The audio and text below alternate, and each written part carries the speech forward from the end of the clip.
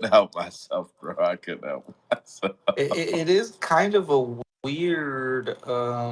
I don't know anything about Yahoo Sports. You know what I mean? Like I don't know who's over there. So the Yahoo Sports is like new management. Some people Ariel worked with at ESPN. They let go of like Kevin Iole last year. They parted ways with him last year.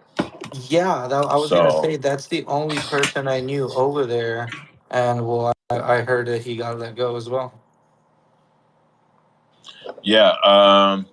So if I understand it correctly, Ariel's going to be running on his own channel, but and he owns all his own content now, but he's partnered with YouTube.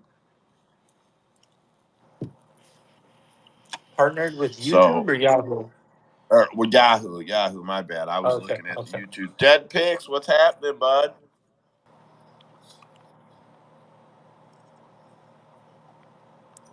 Dead pics. Get after it. What's happening, bud?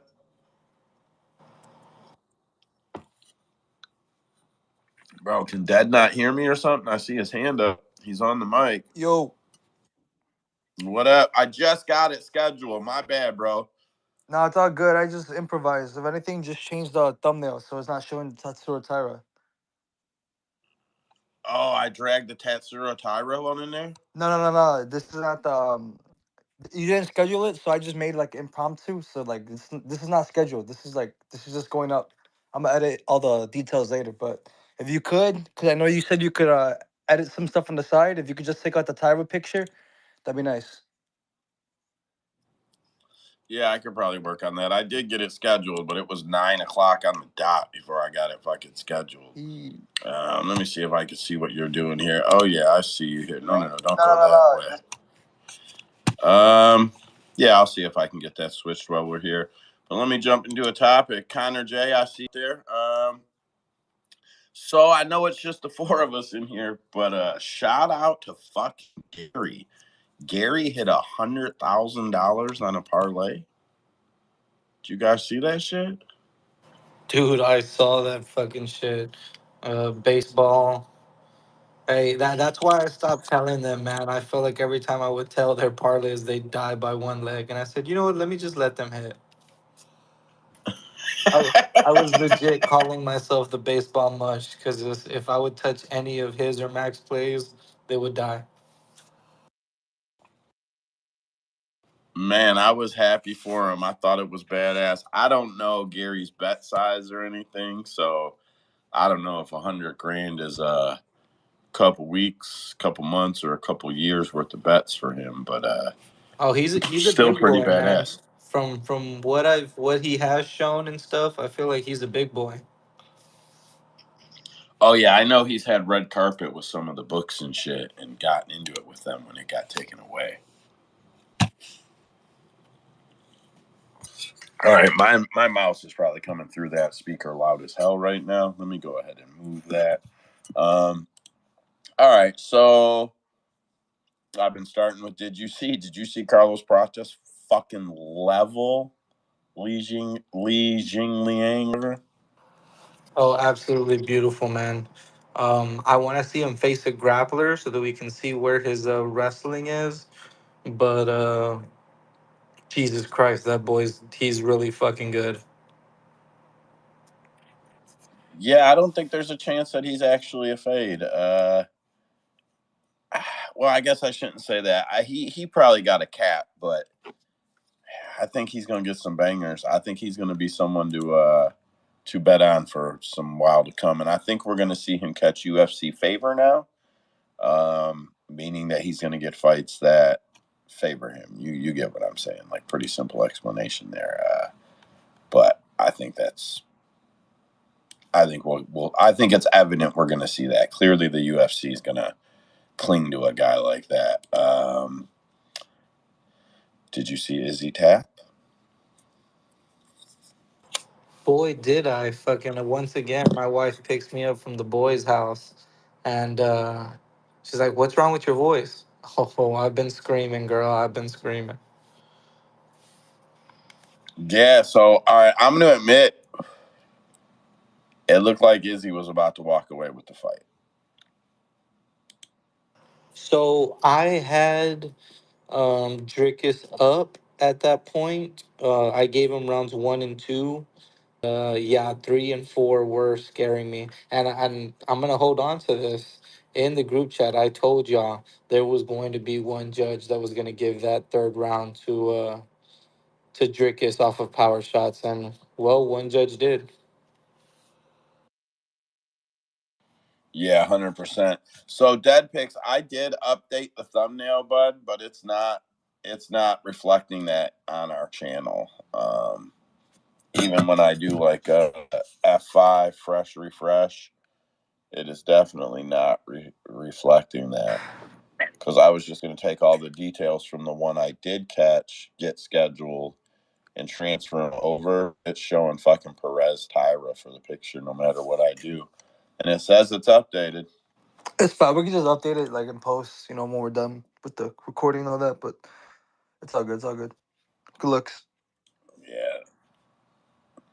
Well, I got to get in there too and cancel the one that's scheduled because now we got like 2 scheduled or some shit. I don't fucking know. Any old ways. Kai Kara France, KO Dursig. That was pretty nice. DDP is 2 for 2, making opponents cry before title fights. Bro, I don't I I don't even know. All right, so here's what I wanted to talk about on the card. They pulled a judge. After the Tafa fight, they pulled a fucking judge from the card. All right, I'm gonna be very casual here. I didn't watch this card. I was very busy. Why? Are you telling me what I've been waiting to see my whole life happened, and I wasn't there for it? What happened? Yeah, a judge hit a fight so bad, bro. 30-27 the wrong way. They pulled him from the rest of the card. Usman. Honestly, man, like I felt like that fight was a little tough to watch. But just looking at it right there, with some drinks flowing and whatnot, I couldn't even see how you give Tuivasa 1 round. Like I expected 30-27s, all 3 judges for Jarzinho. Yeah. I remember after the fight, I can't remember if it was the first or the second, but I remember thinking that maybe Tui could have like slipped one. Like me and the homie were trying to stretch it. I'm like, hey, I don't think Tui got none. Like we were trying to stretch it to give his ass one. And then we heard 30-27 Tui Vasa. We were like, what the fuck? But I think the bigger news is that they pulled the judge. You think it sets precedence? You think that we see You think we see that happen more, or you think that's only going to be something we see out of Australia? I think that only happens when you see some crazy bullshit like that. I don't expect to see it more often. Better idea for me.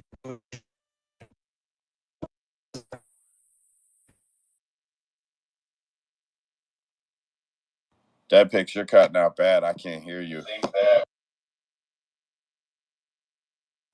Oh, the live stream is up though. Give it a second. I'm sure it'll come right back in. Mike, I see you down there. Let's get you up here on the mic or co-host or something. Um, I don't know if you boys seen Space crushed it last week. Did you guys see that shit? What do you mean space? Like, what does that mean? Like the space we did last week? Oh no, I didn't. I didn't check it out. Well, like I didn't check the our past listens and shit like that. 1,000 replays. Be- 1,000 plus replays. Oh yeah, looking at it right now, 1.1 thousand. Beautiful. Not bad. These summer fucking weeknights seem to suck, but we get some replays. Set the start spot and seems to be clutch. So Anyways, let me roll down the card here. I tend to go slow when there's not a bunch of us. Dan Hooker says the UFC wants him versus Charles Oliveira. I can't decide if that's a banger or not, but I think it is. I think that banger at least for the first few fucking minutes. They probably swing to the fucking heavens trying to kill each other. Absolutely a banger. Yeah, it might become a point where if Charles gets Dan down, not such a banger, but we'll see a submission, so that'll be cool, you know. Um, And Dan Hooker, like, I love Charles Oliveira. Y'all know I'm blonde olives. Um, but Dan Hooker is exactly the fighter to like pull out some of that quit in you if Oliveira's got it hidden deep down in there. um, yeah, I could agree with that. I agree with that. Dan looked great, man. I gotta give it to him. He looked fucking great. I don't know how well that fares. I don't. So, do you think Gamrot's as good as we thought he was, or you think Hooker just wowed us? I love Gamrot. I think he is as good as as I think he is. I think Hooker had an amazing night.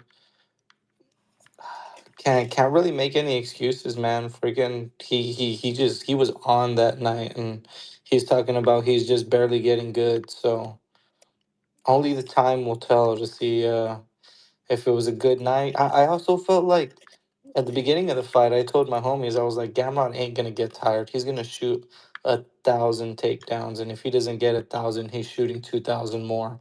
And he looked a little winded there, man. I agree. I agree. I have a question I'll pose. As Zabets, nice to see you on the mic, bud. Get after it. Joe was good. Joe Usman, Mike, dead picks.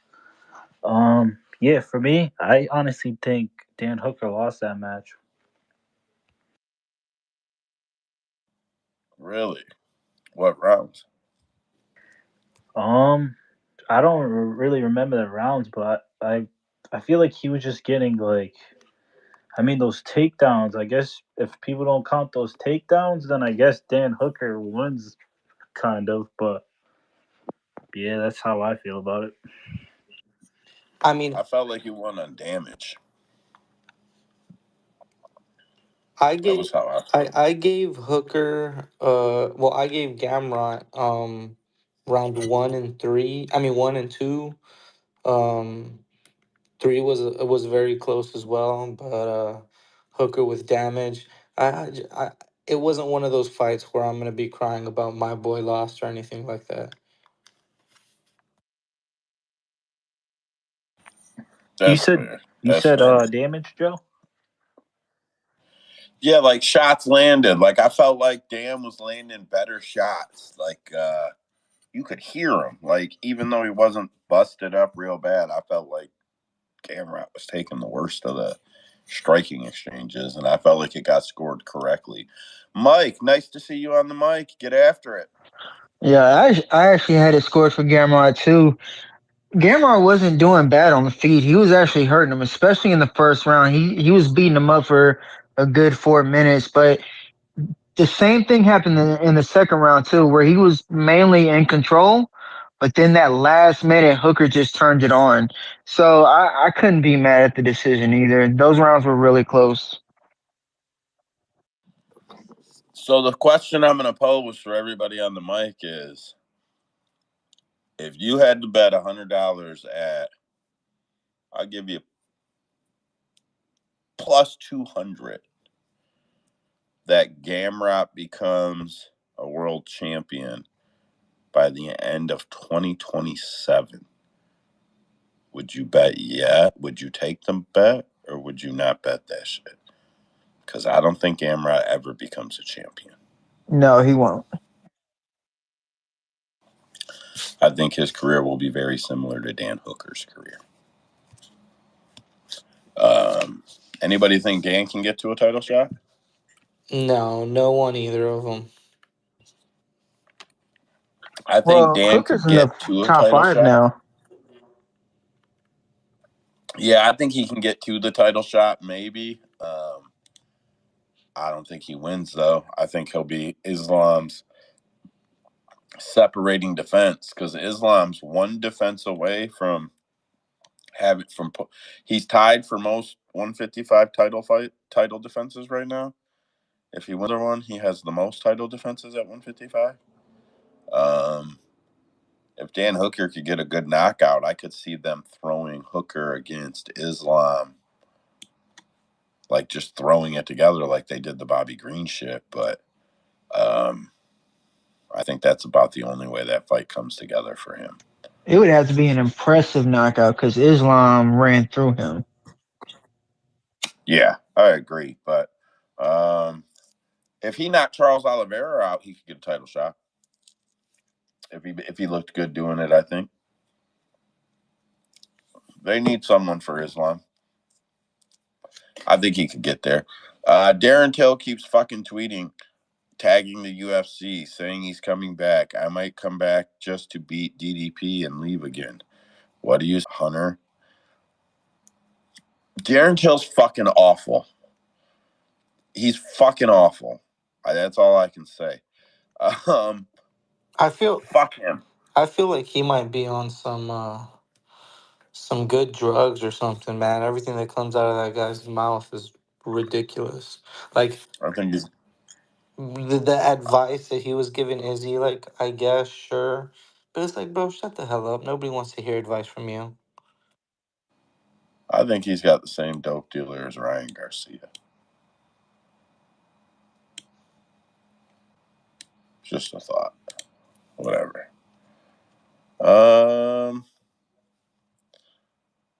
There we go. Fucking speak and speaker and speaker. I There could, we go. We got some guys up on the my mic. bad. I could tell you right now, Darren Till is like off that Colombian nose powder, bro. Yeah, he's off that coke, dog. Like 100%. He's crazy. Why the fuck would he even say I would come back? Let me fight him one more time just to leave again. It's like, bro, like, oh my god, whatever. Till's a wash, man. He's such a waste. I agree. He did get pushed and broke. I'll give him that. So, kind of breaking news. Did you guys see Merab's eyes all fucking split open? The PI is trying to patch it up. Bro, it's I even, saw that shit. he's building in an excuse already. O'Malley knockout. So, who you guys think O'Malley's fighting at 306? Well, how much time do we have until that fight happens? What is it, like 3.5 weeks, right? Is it more than that? Yeah, if he's out, it's Umar.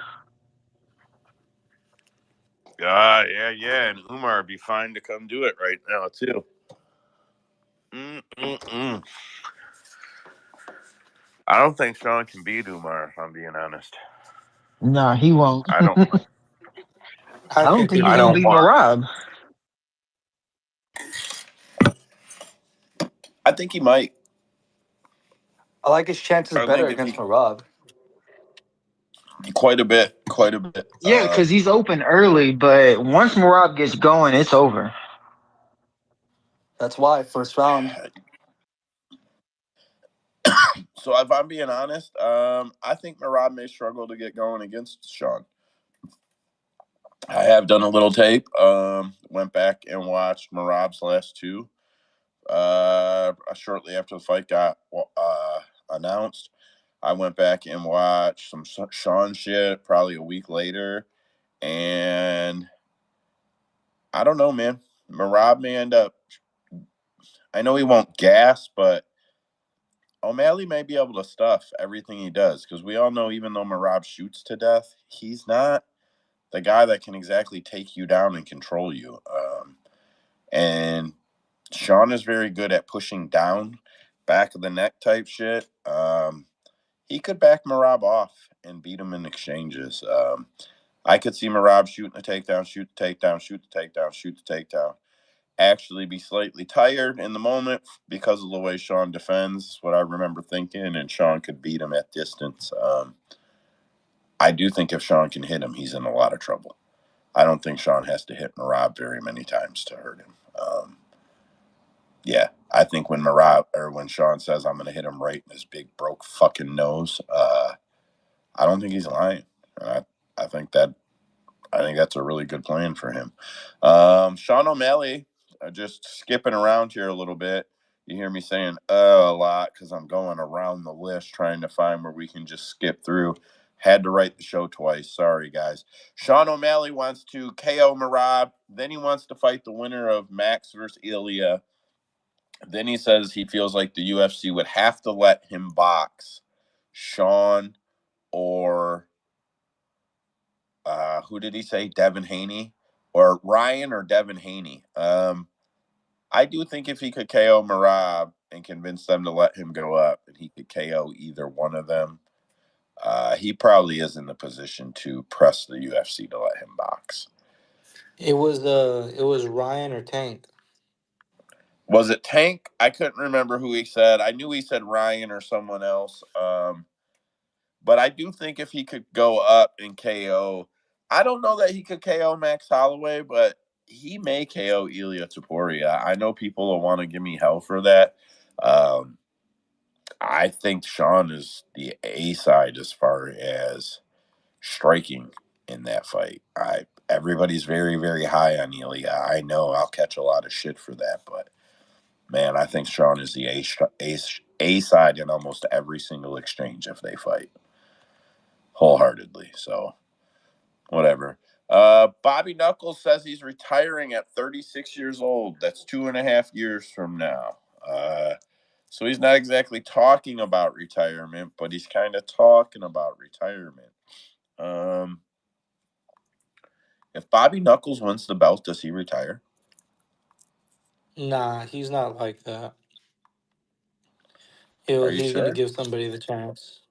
Yeah, for sure. Okay. Who would he need to give the chance at that point? I'm not being funny. That means he beat Chimaev. Then he either beat DDP in the rematch, Well, or he beat Strickland. he wants Strickland, and if I think if he wins it off of DDP, he'd probably give him the trilogy. Um, I agree. I think if it's Strickland, then we see him fight again. But if he beats DDP, man, that may be the end of Bobby Knuckles. Don't be surprised. Man, Trace, I hopped in all late and shit. Didn't throw you a co-host spot or nothing, but it's fucking nice to see you in here, bud. I don't know if you're able to actually jump on the mic yet or not, but man, I'm sitting over here waiting. Like, is he gonna fucking talk? Is he gonna say something? So we'll see. We'll see. It is nice to see you back in space, though. But I think you're probably better to go around 10 o'clock. But we'll find out. I'm retyping and talking, man. Um, the write up here is a little twice. So Israel Adesanya's voice got edited and chopped to cut out Francis Ngannou's name. Did you guys catch that? Did you catch that, Usman, or do I need to explain it? Nah, I got it. The two kings of Africa. Yeah, he said us. Did they cut out the word three? Did they cut out three, or did they No, just cut out Francis's name? no, they did. He said three kings, but he only mentioned Kamaru and himself. So I'm not being a hater. I'm not being funny. I'm not trying to be an ass at all. Every time they say three kings, all I can think about is Ice Cube and them two white dudes in that movie in the army. It's all I can ever fucking think of. I swear to God, I'm not being like, I am being funny, but I'm not ball busting. Like every time he says three kings, I see Ice Cube in his fucking camo suit making that mad ass face when shit wasn't going his way. Like I'm not whatever. I'm clowning a little bit, but it's all I ever think of when he says it every fucking time. What else do we got here on the list? So AP tweeted that he wants to go to 185. We seen John Jones do this every time somebody won at 205 after he gave the belt up. Dana says he's not going. Already shut down AP going back to 185. Says he's too big. So we know that Sean Strickland is next. Usman think that makes. Which one? DDP Strickland. I think they run it back just like this past year, and we either get them in January or February. I know February we're looking at potentially Sydney. Um, so I think they might take him back to Australia, man. Whoa. It seemed like what's his name, Sean had a pretty big fan base there, and then DDP just had a pretty big moment over there as well. Yeah, I mean, it wouldn't be a bad fight to take there, to be honest. I know that neither one of them are there, but if you put some stars on the card, some locals on the card, it'd probably do pretty well. Ozzy, nice to see you in the room and on the mic, bud. Go ahead and get after it. Hey, fellas, how's it going? Sorry, Usman, what was that you heard about Australia? What, are we come back already? Yeah, February. Oh, where'd they say? Is it Sydney, Perth? What are we doing? Sydney, according to Dan Hooker's leaks. All right, awesome. That's what I wanted to hear after missing this last card. So, yeah, all right, fingers crossed, boys. January, yeah. All right, Yeah, few less so there's Christmas also presents for the kids. No no, problems. February. Oh, February. February. Oh, that's all right. That's even better. Yeah, so I didn't get a chance to write them down, but I was listening. If you go listen to the DC show, he fucking leaked 2 more cards. He's like, so we all get our fighter schedule. He's like, everybody that's going to be on the broadcast team gets the schedule. Every time it updates, we get an update. He's like, we know there's going to be Sydney, and there's going to be Paris, and there's going to be, like, he named off, I can't remember the other one. But them guys are just fucking that all up for the UFC right now. Usman, you got any fight announcements? I know you got some fight announcements. What do you got? What do you got in Oh, we chronological order? we have hella fight announcements today. It was just Christmas for me over here. Let's talk about this Saturday first and foremost. Tough finales announcement. We got Ryan Loder, an American wrestler, versus I've been calling him all season the emotional Viking, Robert Valentin. Um, Looking at the time right now in 30 minutes, tough finale or a tough semi-final last episode is going to air, but some assholes that want to be journalists and are fucking up their credentials already leaked who won this episode. So if you want me to give you the spoiler, I can tell you who's fighting this weekend. No, don't, because I'm gonna binge watch the entire season. So don't do it. I'm about to binge watch the whole season. It don't matter, even if it sucks. I've watched. I have to watch it at this point. Like I can't not watch it. So It was a I'm gonna pretty good binge watch the season. whole fucking. Yeah, it was Good, a pretty good season. good. Oh, there's another fight from the tough house that will be this weekend, but we'll move past that. We've got another UFC Paris fight, September 28th announced, and this is easy money, guys. We need to get this money in as fast as possible when Ludovic Klein fights Nicholas Mota. Ooh, Klein's gonna that's a be good massive one. favorite. Klein's the go. Klein's the go. Get now that Gamrot got lost, Klein is the go. It just passes down to the next European buff white dude in the 155 division. Usman, listen, I gotta ask you something real quick. I gotta pause. Are you? Do you listen to James Finch? No clue who James Finch is. Not Finch, fucking Lynch. James Lynch. No clue who James Lynch is. Bro, he does goat just like you. Like, I don't know if he's stealing your shtick or if you're stealing his shtick. Oh, I don't know who he is, but you know me, I get to decide who the goat is.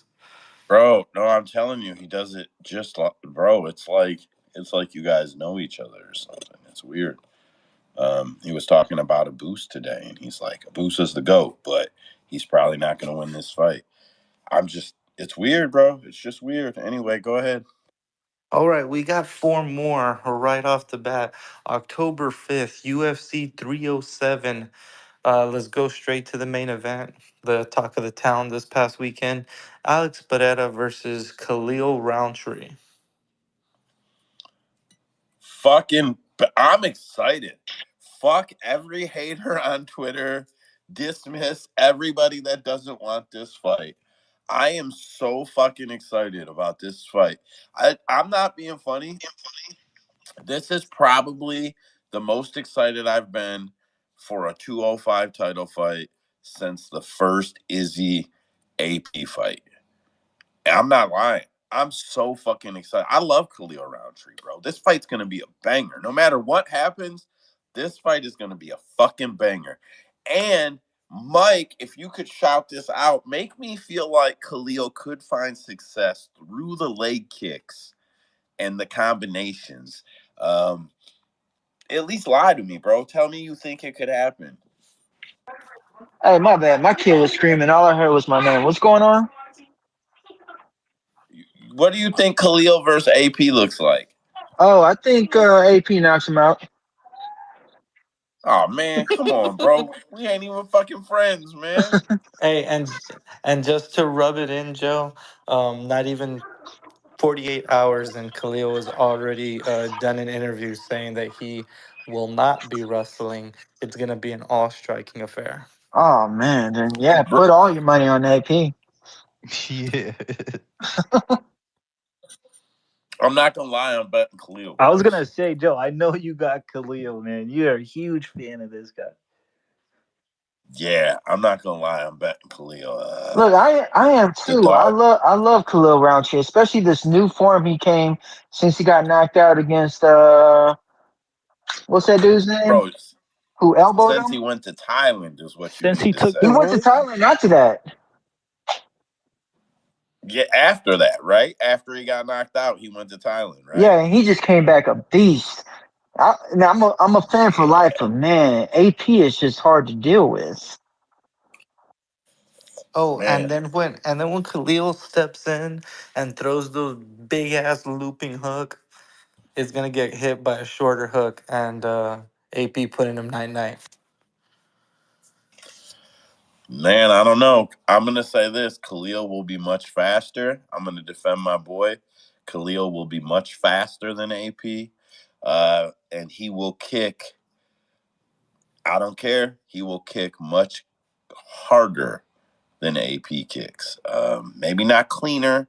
I know technique is worth a lot, but if we're just talking striking force, speed, velocity, Khalil is going to kick him hard as fuck, and I can't wait. Well, Jan did it What too. kind of money? Remember when Jan fought him? Jan went shin to shin and just kept on going, and he dealt with that. Man, I'm trying to see what's the date on that fight, Usman. We're looking at October 5th, my dad's birthday. Shout out that guy. Bro, I'm getting Khalil at plus 334. I'll be honest. I feel like I should get better money on him than that. I feel like they should be giving me plus 400, but I'm still fucking taking it. Um, I think I the bet. bet I think the bet we look at is over 1.5. Yeah, I mean that'll be a nice bet. That'll be a nice bet. Is that what But the over set I'm at? still, It's going to be. You know it's going to be. I hope it is. I would take it. yeah, for sure. Um, man. Anyways, what other fights you got, Usman? So we are going on to the co-main event, same card, 307. Pennington versus Pena. That is goddamn, what is our champion's name? Roxanne Pennington? What's her name? God damn, I feel Raquel. like an asshole. Raquel. Raquel. Jeez Did you Louise, seriously I that forget? feel like that. I felt like that was a dude, not joke. even joking. Not even joking, So, man. I fucking forgot. I feel like a piece of shit right now. And I only wrote the last names down because I was like, come on, I know these girls. These are girls. These are the girls. They're tough girls. Wow, that's embarrassing. Who you got? I got Pena. We I will always take got Pena. anybody in the top 5 over Pena or over Raquel. I don't know how Raquel got that fucking like. I don't even want to Raquel was beating women, man. Esparza. Come on, man. She was beating the. Oh, come on, man. I was telling her the whole time to that title fight. I was like, man, you always bet on Pennington because of her style, but Pena's gonna win that fight. 100% Pena's gonna win that fight. Usman, what are the other two on that card? We have Wonder Boy Stephen Thompson fighting Joaquin Buckley. Really? You got to be excited for that Yeah. one. Yeah, well, not Joe. Joe hates Wonder Boy, but maybe he'll be happy because I think Joaquin Buckley is gonna win that fight. What? Fuck Wonder Boy. Oh my god. Yeah, yeah, man. For one, just older, slower. Oh, Joaquin Buckley. I hate the you're guy, tripping, man. but I think what? You're tripping. Why? Oh, come on, man. Everyone talks about Wonder Boy's age, but that dude is still fast. Fuck Yeah, him. I know, but just styles, man. I feel like walking with this stupid lateral movement and then his blitzing, he's going Fuck to his hit him, lateral and then he's movement. Well, just look, gonna get I'll into give you the. that. Buckley is. I think Buckley has a real good chance of winning that fight too, but it's because of how I don't think people see how calculated Buckley really is. It's not really a blitz. He sets those angles up when he gets in and sets his shot up. So I think, yeah, I would probably bet on a Buckley knockout because he really is sneaky with his angles. And when he lands from a shot from an angle you're not going to see coming because it's all set up with him. I think those blitzes and those angles are just gonna set up the takedown and gonna be a nice little smoke screen to get in on the legs, and I we're don't even getting a think he needs to decision. take him down. I think he knocks him out on the feet. Mm. What's the other fight on that card? Last one we have for October 5th, UFC 307. The GOAT is back. Roman Dolidze is fighting Kevin Holland. This will be at 185. Oh my god, feel like I haven't seen Roman in forever. You said who to We go? just saw him like 4 weeks ago. Oh, he did? Who'd he fight? Yeah, he was at 205 against. Come on, help me out here, Anthony guys. Oh, Smith again? Anthony Smith. Oh my god, that fight was so forgettable. Jesus. Yeah, boring as hell. I will give you that. All right, all right. I'm gonna hit some headlines real quick. We're not making great time tonight. We got moving real slow today. Um, Part of that is on me, man. Studio, focusing on getting the studio built, and that we will be there soon. I know that our dude Mike is already studio ready, so we might be able to get him on some video too for part of this. Anyways, Dana White says Connor's not fighting in 2024. Then Connor bitched, and then Dana said that, oh, if a fight could happen, I'll let you know. Who fucking cares already, man? Even Michael Chandler tweeted to Connor saying Mike saying to Connor, you've overrated your relevancy or your importance for over a decade now. You know, you'll fade off or whatever. He should fade off. I'm fucking tired of hearing about that fight. And I liked Michael Chandler when I met him quite a bit. I thought he was a really nice guy. I had a very, very high opinion of him after I met him, and I still do as a person. But I think he has made horrible decisions in waiting on Conor McGregor. And I think in the end, Conor fights somebody else named Nate fucking Diaz. Um, Dana or no, Bilal said that. Well, he said Khabib threw him around like a rag doll. And then in another interview, he said Khabib absolutely manhandled him in training. And then mentioned that Khabib could come back at some crazy weight, 205, and be the champion if he wants. Just like he says, Islam should go to 185. I think it's his way of trying to plant seeds because he doesn't want to have to fight either one of those guys. He also said he was going to retire. He was likely going to retire if he lost to Leon because it was so hard for him to get a title shot, and he never thought he would get another one again. I don't disagree. I as much as I hate Bilal now, when he was trying to get his title shot, I was very much Team Bilal. I don't like Bilal because I've met him 3 times, and I don't fucking like him. Sean Strickland called out a manager and owner of Arsenal Sports, Tiki Goshen. Goshen is the manager to several stars, many fighters you know. I don't have the list, but I know some of them are Chael Sonnen, TJ Dillashaw, um, Aljamain Sterling, Rampage. The list goes on. There's a bunch of them. And then Goshen said he would sue. Sean said, my bad. So he's accusing him of sexually assaulting a female that he knows a few years back. He said if the female and her father would be okay with it, he would say her name and he would start a GoFundMe to take legal action. And then him and Goshen are going back and forth. Trace, I seen your hand go up and go back down, but what do you got? Nice to see you on the mic. Oh, not much. I was just going to mention he's also a former UFC fighter himself. Tiki Goshen? Yeah, he fought back in the early 2000s. Gotcha. Yeah, I mean, I don't know. I feel like there's a lot of this going around right now, and if those are serious allegations, I feel like the fan base may brush them off a little bit because nobody thinks AP did it. Sean also went after the MMA media 48 hours after he took social media, Googling like Tiki's name and then taking screenshots and then saying that, the MMA media doesn't report it, that if someone said it about him, there would be headlines everywhere, and basically indicated that he feels like there's a small cover up of people who know Tiki Goshen that are just not talking about it. I don't know. Weird situation.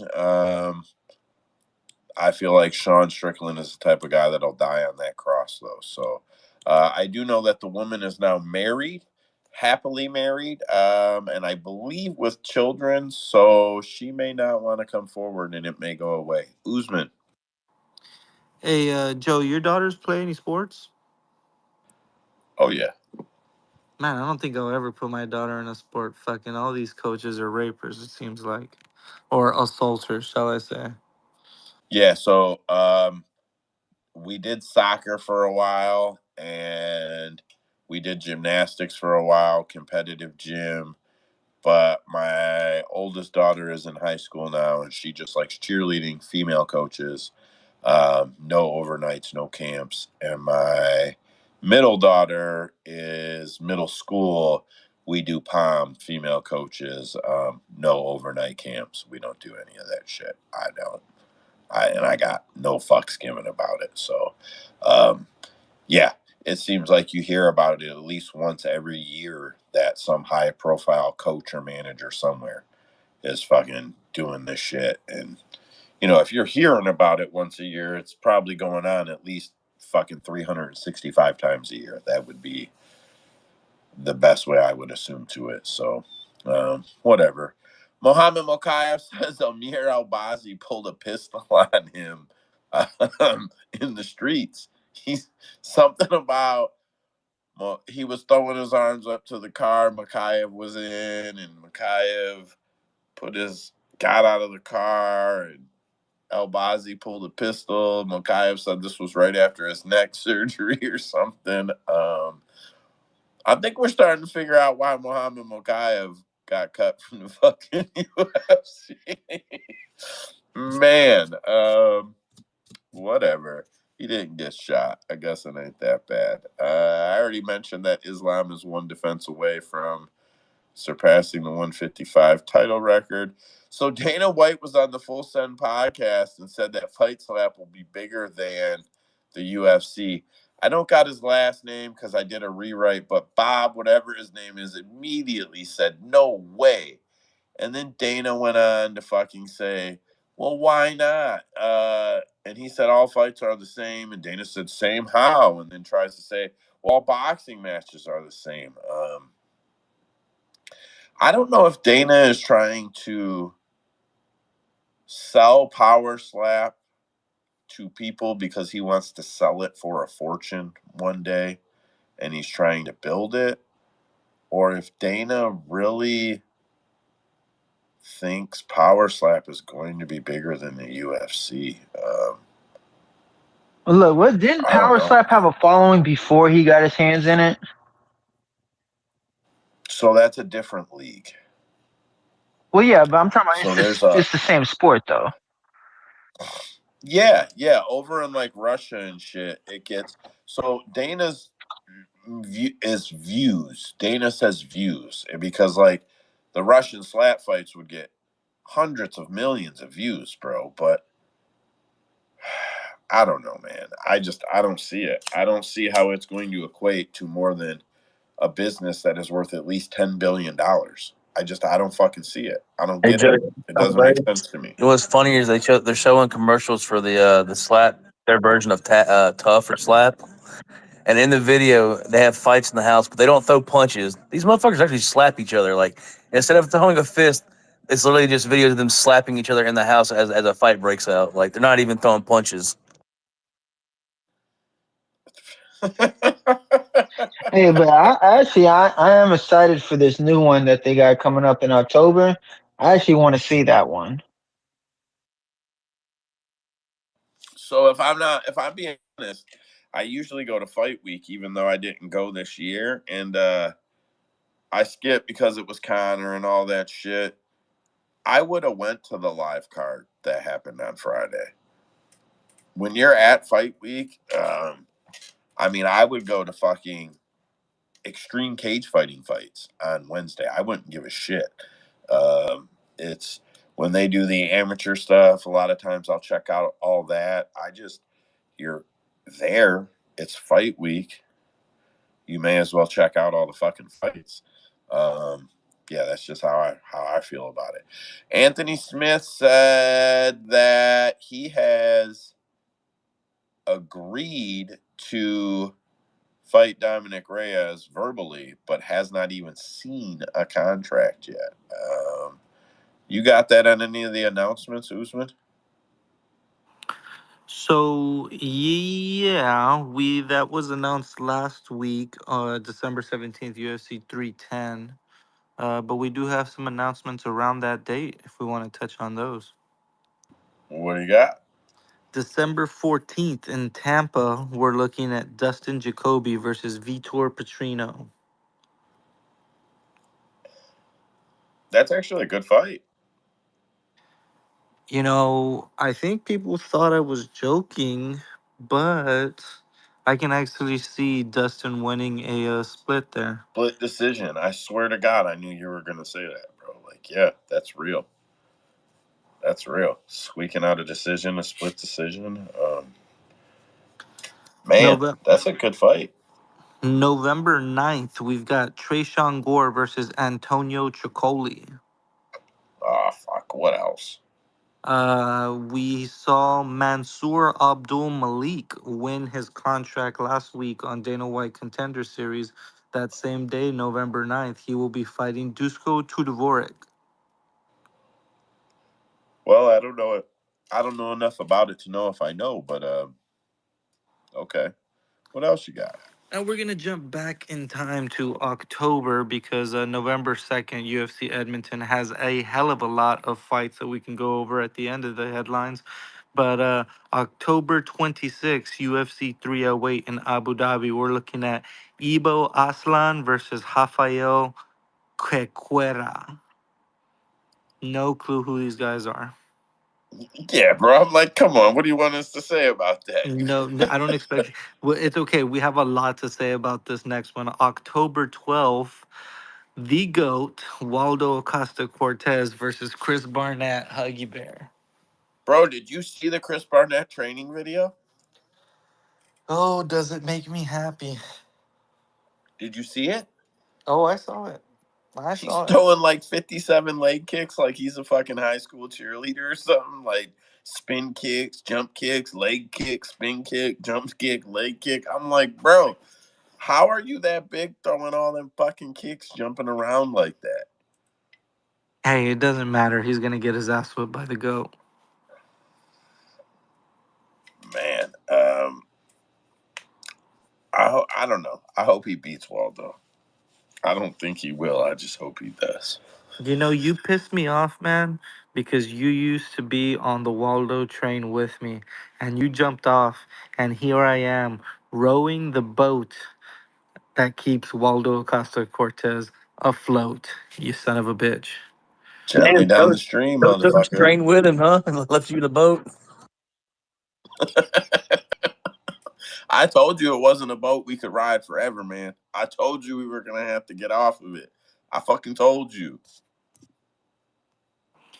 But that's it for right now. You can come back to me so that we can knock these 8 fights out later. Sweet. Oscar De La Hoya said him and Dana White were friends until he tried to promote some MMA, and then Dana White wanted to bury him. Didn't Oscar De La Hoya say that he was going to do MMA to fix fighter pay and then pay fighters like almost nothing?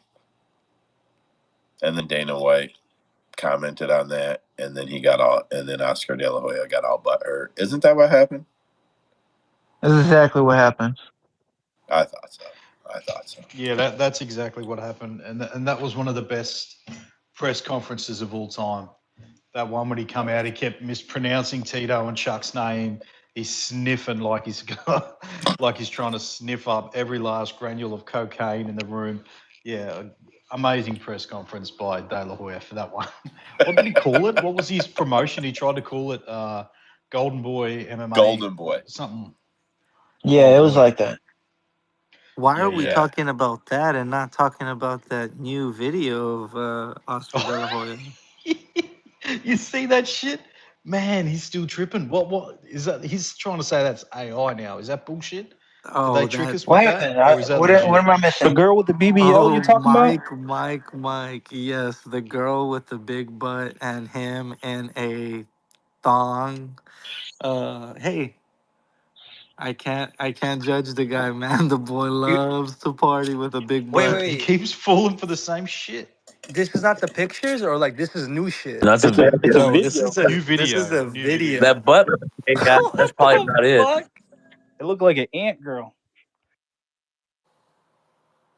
Man. um, fucking De La Hoya will go down in history one way or another. He used to be my Man, favorite. man, watch how mad I'm about to make Usman right here. Watch this. Henry Cejudo was in line 50 feet away. He sees Hamzat Chimaev. He sees Chimaev. Hey, gives a wave. Chimaev says, "Is that Henry Cejudo?" And Henry says, "Yeah." And he says, "You're a piece of shit, Henry Cejudo." And Henry says, "Why? What did I do?" He says, "'Cause you're a piece of shit, you piece of shit." That's what he said to him. And Henry took it. Henry said, "What was I supposed to do? It was just me and Coach Eric outside, and he's got all his boys. Like, what did you want me to do?" So then he left his man card on the counter and walked out with Coach Eric. You know damn well one-on-one Cejudo takes that fucking rap bitch. Bust open that lip again. That's why Hamza pulled up with a gang on his ass. You know it.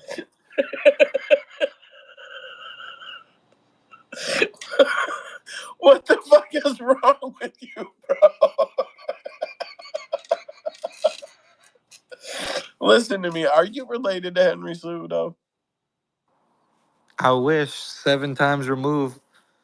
Oh, jeez, man. Is it the royal family? Do you track your lineage? Do you know how many relatives away you are? I'm just curious. Khabib reportedly paid his taxes. Okay.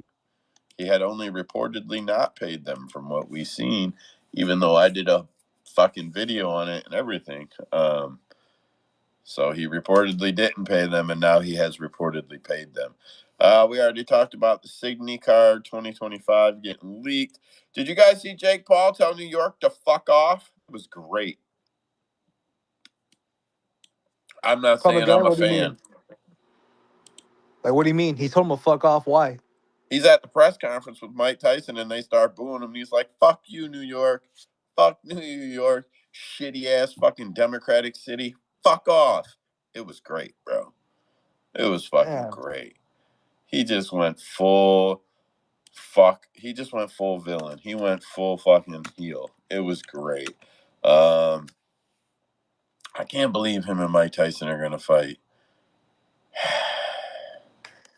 You don't think Mike Tyson's gonna get like hurt? Nah, right? Now, so I did have this notion. What do you think the chances are they just keep canceling this fight and promote it for like 2 years? They did that, man. That'll be like Khabib, Connor, Chandler, Connor 2 all over again. Like they just keep promoting it and doing other shit. Devin Haney was allegedly involved in a street fight. Nah, he hit the dude. I seen the video. He fucking hits the dude a couple times, and then all his homies run up, and then he walks away like he didn't do shit. Like, oh, I'm not about to get involved with that. Yep, he did it. Tom Aspinall said he will retire John Jones without even fighting him. Sure, why not? Why not? Marvin Vittori swung on Tuku Tokos. Man, it's a hard one to get out there the right way. He's a UFC fighter. Then Michael Johnson said, "Everybody back up," and everybody backed up. And then Brendan Allen 1-2'd Marvin Vittori. This is backstage at a PFL fight. Whole bunch of shit goes down. Dana White post was probably fight of the night if it was PFL. I was fucking dying. I laughed so hard. I was fucking dying. So I gotta ask the guys who watch PFL in here. Was it fight of the night? Sadly, the joke would have landed a lot better if that main event didn't go down. There was a couple of fights that did pretty good, so still funny joke, but not fight of the night. Definitely most seen fight of the night. You know, more people watch that than watch their card. 100%. It pulled up power slap views. Man, you don't want to fuck with that. So Craig Jones kissed Gabby Garcia. Then he tapped out Gabby Garcia. Mackenzie Durden got subbed by someone I don't remember their name. Marab was there. He ran in the crowd and smacked a heckler. Craig Jones events are fucking lit. I'm going. Like next time it happens, I'm fucking going. I can't wait. Um, Man, I'm being funny, but I'm being serious. Like there was all types of great clips and cuts and scenes and shit that happened at his event. I want to go. Um, Ozzy, go ahead. Hey Joe, sorry mate. Just on that, I didn't get to see any of the coverage from the Craig Jones thing outside that he kissed her, ran off, and it looked like it really pissed her off. And I thought she forfeited, and she said she wasn't fighting. So did that match still go ahead? Did it? Yeah, Okay, yeah, all right. he So it he still beat went. her. Yeah. Okay, fair enough. Yeah, He she beat looked her, and legitimately then upset and angry that that happened. oh yeah, I think if she could have got her hands on him, she would have did some shit that was outside of the rules to him immediately. She might have fucked him up. Yeah, she was not. Yeah, she was not fucking happy for real. Um, but he beat her, and then he did some crazy ass celebrations. Like, I'm being serious. Like, I was sad I didn't watch it live after I seen all the clips and all the fucking replays. And man, I will not miss another Craig Jones Invitational. I can assure you guys, it will be on my you better fucking watch it list.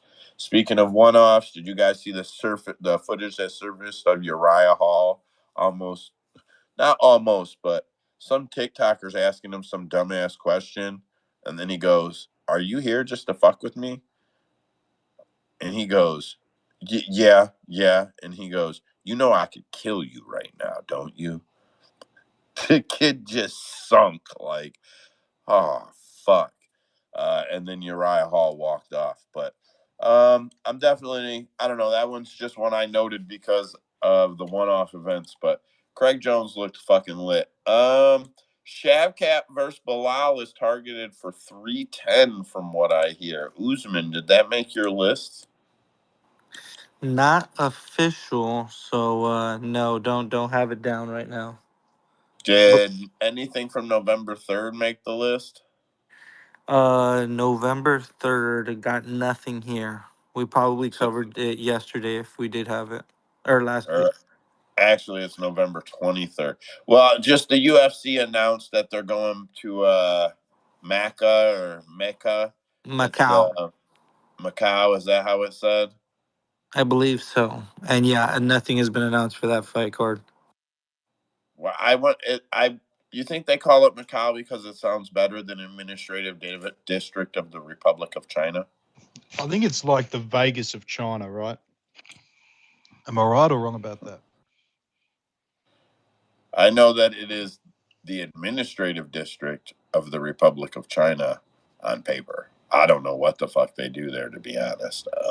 Yeah, I thought it was like their But Sin City, their Vegas. I could be wrong, but From the pictures, it does look like the casino is a whole fucking city. yeah, and I tell you, they gamble like crazy. So it's probably a little bigger than Vegas, to be honest. Whatever. UFC said the Noche card we're gonna tell throughout the rest of the night in history of combat sports in Mexico. Tell throughout the night. They're gonna so it's the card, the sphere is going to, I think, be movie esque throughout the card. Like theater esque throughout the card.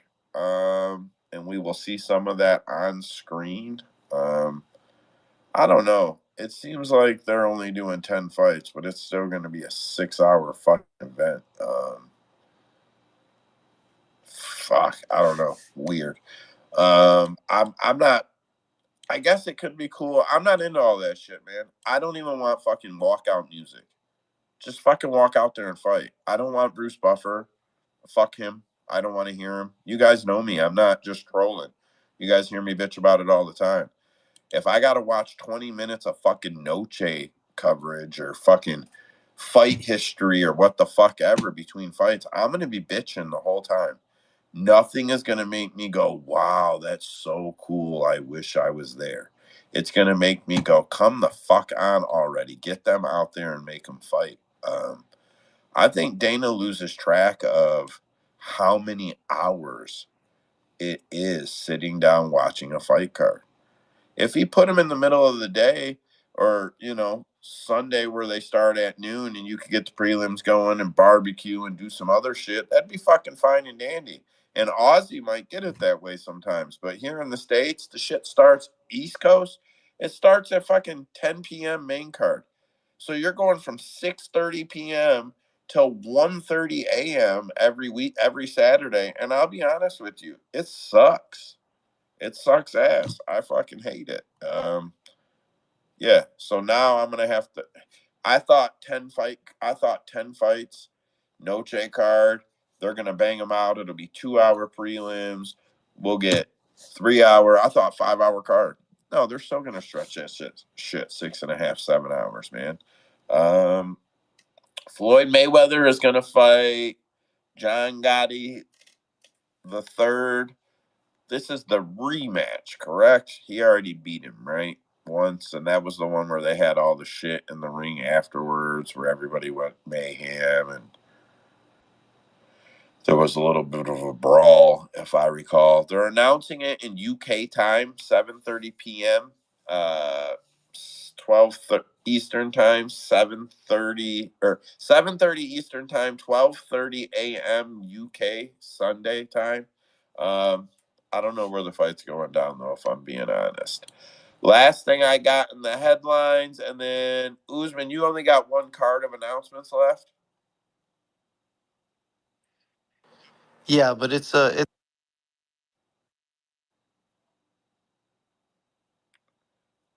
You're breaking up a little bit, bud. But if you can hear me, I was just gonna say let's save it and do it after the card. yeah, deal. We'll do it after the card. Oh, I can hear you again. Okay, so last thing I got is Ariel Helwani. It came out that he was in talks with initially, and now he has officially announced that Ariel Helwani has went to Yahoo Sports. He is taking his entire team with him: GC, New York Rick, um, Mysterious Frank. He's also taking PT Carroll with him, and he says more MMA names that he cannot mention right now are going with him. He will be forming a new brand called Uncrowned. It is that name basically reflects, Uncrowned King. You can go to uncrowned.com. All of the videos will go on Ariel's personal YouTube, youtube.com/Ariel Yahoo Sports. I think I may have said YouTube a minute ago, but Yahoo Sports. Um, he did say that he had someone that is the president there is someone he worked with at ESPN, and then I heard James Lynch mention that he was someone else that he worked with at I think MMA fighting before he went to ESPN was there, and he says it's like a whole new team, whole new generation. And he's excited to do it. He says the big thing is that he will own all of his own content for the first time. He will own his own show. It will be called the Ariel Helwani Show, but he will own the content. It is a partnership with Yahoo Sports. The show will air Monday, Tuesday, Wednesday, Thursday, and Friday. Monday, Tuesday, and Wednesday will be Ariel Helwani. Thursday will be The Guys, I believe, with Ariel, and then PT Carroll's show will air on Friday. He says that MMA will be the anchor, but they will cover many sports, boxing, pro wrestling, little football, baseball, whatever they want. He said they will have a formal pro wrestling show and a formal boxing show. So I'm wondering if it will be Monday, Tuesday, Wednesday, MMA, boxing, wrestling. Like, I'm wondering if he'll have a day of each. I like Ariel a lot personally. I think it's a huge deal. We give Ariel a lot of shit, but he's the reason I'm in here, and probably the reason half you guys are in here, whether you fucking hate him or love him at this point. Ariel definitely made talking about fights and talking to fighters cool. So I will follow. I will watch, even when he pisses me off. I watch. I think Ariel is the guy. I think he is the MMA standard. So I'm excited to see what he pulls off there. I think it feels like he's going to take, I don't know, it might be a little bit of attack on Vox, um, SB Nation, MMAfighting.com. I feel like he's probably going to take some of them guys with him. He plans to hire new writers and a whole team of writers. They plan to write about everything. I don't know, man. I just think it could be great. Ozzy, I see you got your hand up. Get after it, bud. Yeah, man. This Ariel thing's crazy, man. I've never really been a big fan of his, but um, he's somehow cornered a market, man. Even though the UFC doesn't help him out with interviews or anything like that for years now. He had his blowout with your mate Ali Abdelaziz. Doesn't shoot fighters his way. Somehow this dude just manages to make shit work. You know, he's a worker, and when it comes to this stage of popularity, to own your own shit it's worth more than people can pay you. You know, he can make money off this shit forever, and good on him, man. He's the first to do it. Everyone is struggling, man. All these journalists, they're jumping around from this place to that place, bloody elbow, this and that. MMA fighting, everything dies in the ass. All these guys get fired and rotated. They got to start Patreons, and these guys that were doing it for a living, 15 years ago, can't do it now, man. Too many people do it for free, and it's people like Ariel managed to stick his head over the water somehow. Like I said, not a great fan of the guy, but to be making your own YouTube content, getting your own money, for someone like him, that's probably going to have a couple 100,000 subscribers pretty quick. Good on him, man. He's going to make a lot of money. I just checked up his shit. He's already got 156,000 subscribers. If he's doing primary, sorry, it's a bit hard to talk after this surgery. If he's doing that bloody content strictly through his channel, it's just going to get bigger and bigger and bigger. And people do have a little bit of say in what goes on in his show, and if that's going to go away, who knows? Maybe he'll be a bit likable in the future, and maybe he'll change things up a little bit for the better. But so I'd hate to see him try to branch out and try to cover everything, though. If he's going to be the WWE guy, the fucking NFL guy when his team's playing and all that kind of bullshit, he should stick to the MMA, stick to what works, and not try to branch out too much. But yeah, we'll see what happens. What's with the hate on Ariel? I've always loved what he did. Ariel changed a lot. As a guy who's watched him for a long time, we've had New York Rick in the space here. I'm a huge fan of Rick. Had some DMs with him. Very, very nice to me. Ariel changed a lot. Ariel went from the most humble guy to ever do it. He set a standard of treat everybody with respect. Like, I won't make a big speech out of it, but Ariel Helwani was a fucking standard of how things should be done. And after he went to ESPN, seemed bitter about life, about the whole industry, just about everything when he went back to MMAfighting.com. He even calls himself Heelwani, you know. I think that's where the hate comes in. The other thing to remember too is the UFC made Ariel Helwani. He can try to take all the credit he wants. Dana White used to do one-on-one shit with him. They used to give him interviews. Ariel was the fucking guy at one point. And he burned them because he wanted to break a story. And I know that's what a journalist is supposed to do, but when you know they're 30 minutes out from announcing something massive, or 60 minutes out, whatever it was, and they're the company, it's like, if you're an LA sports reporter and the fucking Dodgers are about to announce something, and then you take it from them 60 minutes before, man, then people make your paycheck, and you knew that was important to them.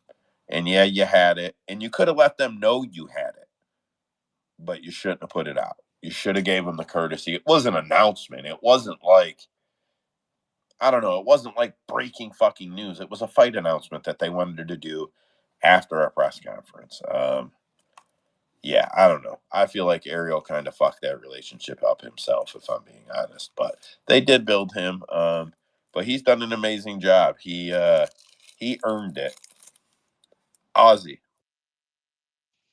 Not to keep it going, but I will just say that the number one rule is tell the story, don't become the story. And he often tries to be a part of the story. Whatever he's reporting, he wants to be a part of that story. So, yeah, that's why I kind of turned off. Everything had to be about how someone slighted him or said something that they need to apologize to him for and all that kind of bullshit. Just report the story. We want to hear what the fighters have to say, not about your fucking hurt feelings because somebody didn't get back to you or something. So that's kind of what soured me on him. But just stay out of the story and just report what people want to hear. I'd agree very much with that. All right, so we're a couple minutes over the headlines and stories here. I try to do 75 minutes, cover it all. We'll come back to that other card. I'm going to take a quick break. Trace Picks Fights is very nice to have you back, bud. Dead Picks down there does our tech, guys. He keeps us live on YouTube, keeps us streaming.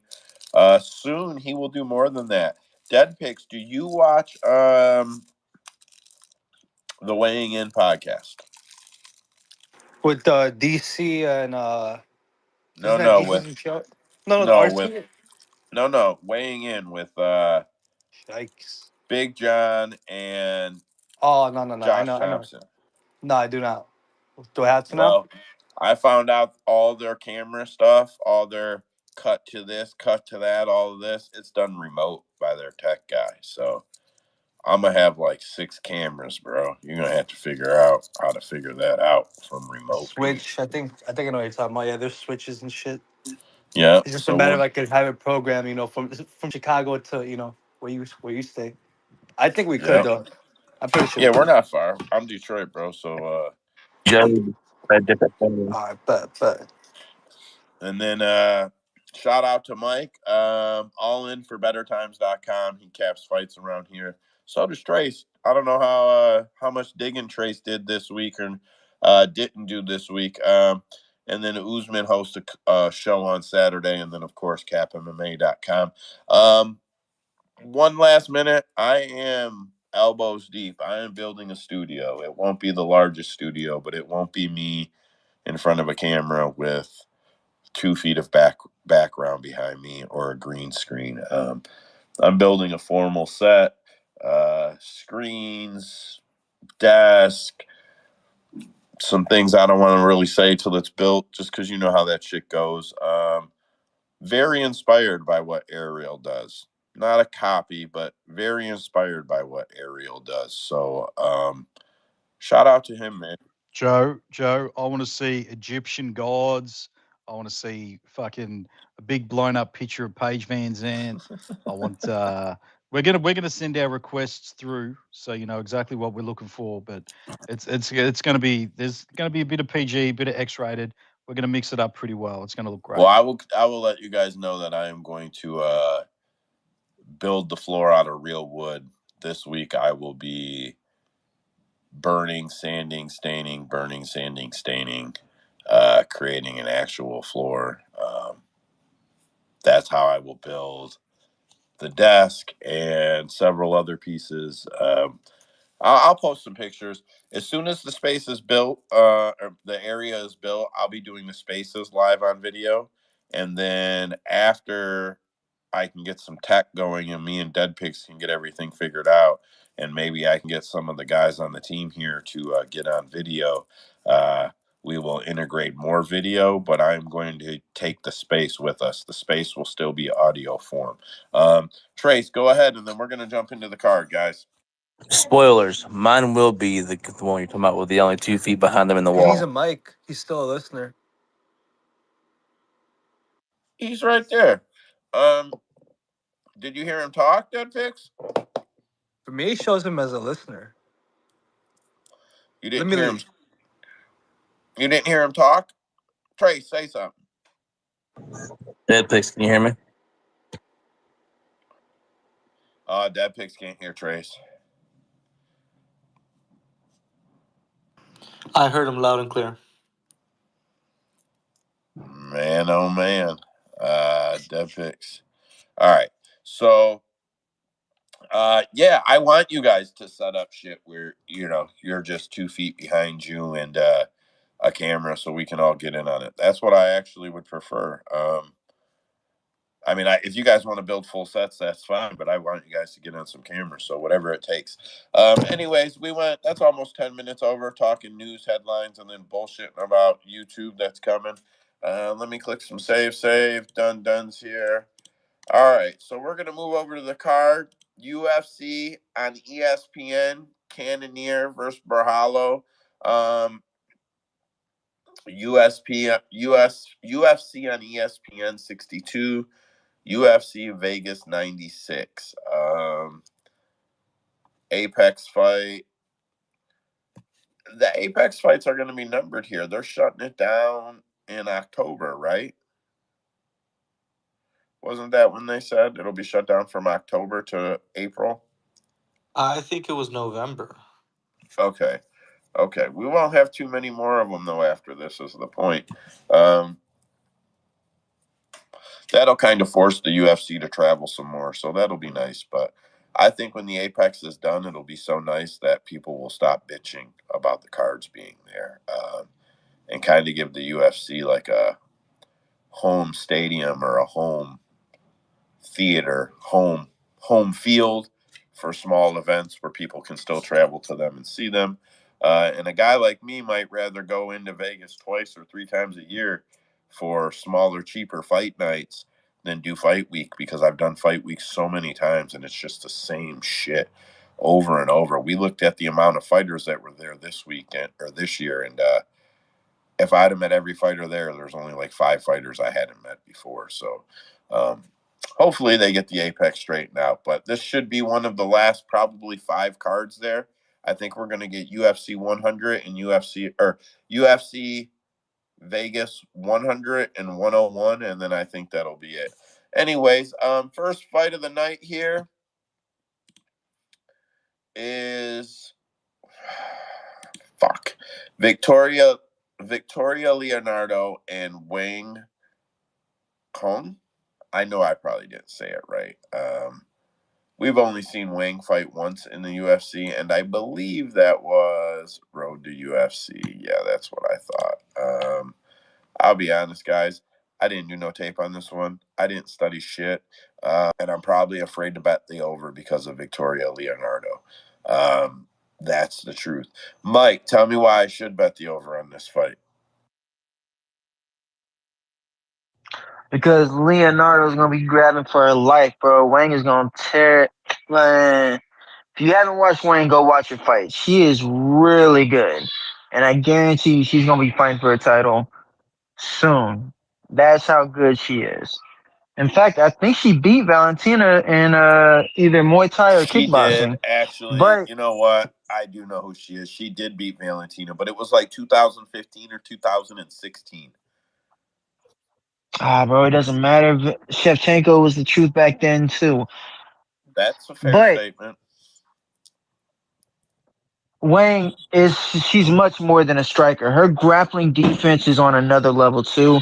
She really seems to be tuned into like being an MMA fighter, which uh, uh when it comes to like a high level discipline is very dangerous. I think this girl is going to knock her out, but I think Leonardo is going to survive at least the first half of the fight. So I would bet the over, but Cong Wang is just a fucking lock. Holy shit. Average odds minus 1,111 on fucking Wang, plus 651 on Victoria. Jesus fuck. Well, that's a goddamn pass. We could have just skipped it. Trace, what you got, bud?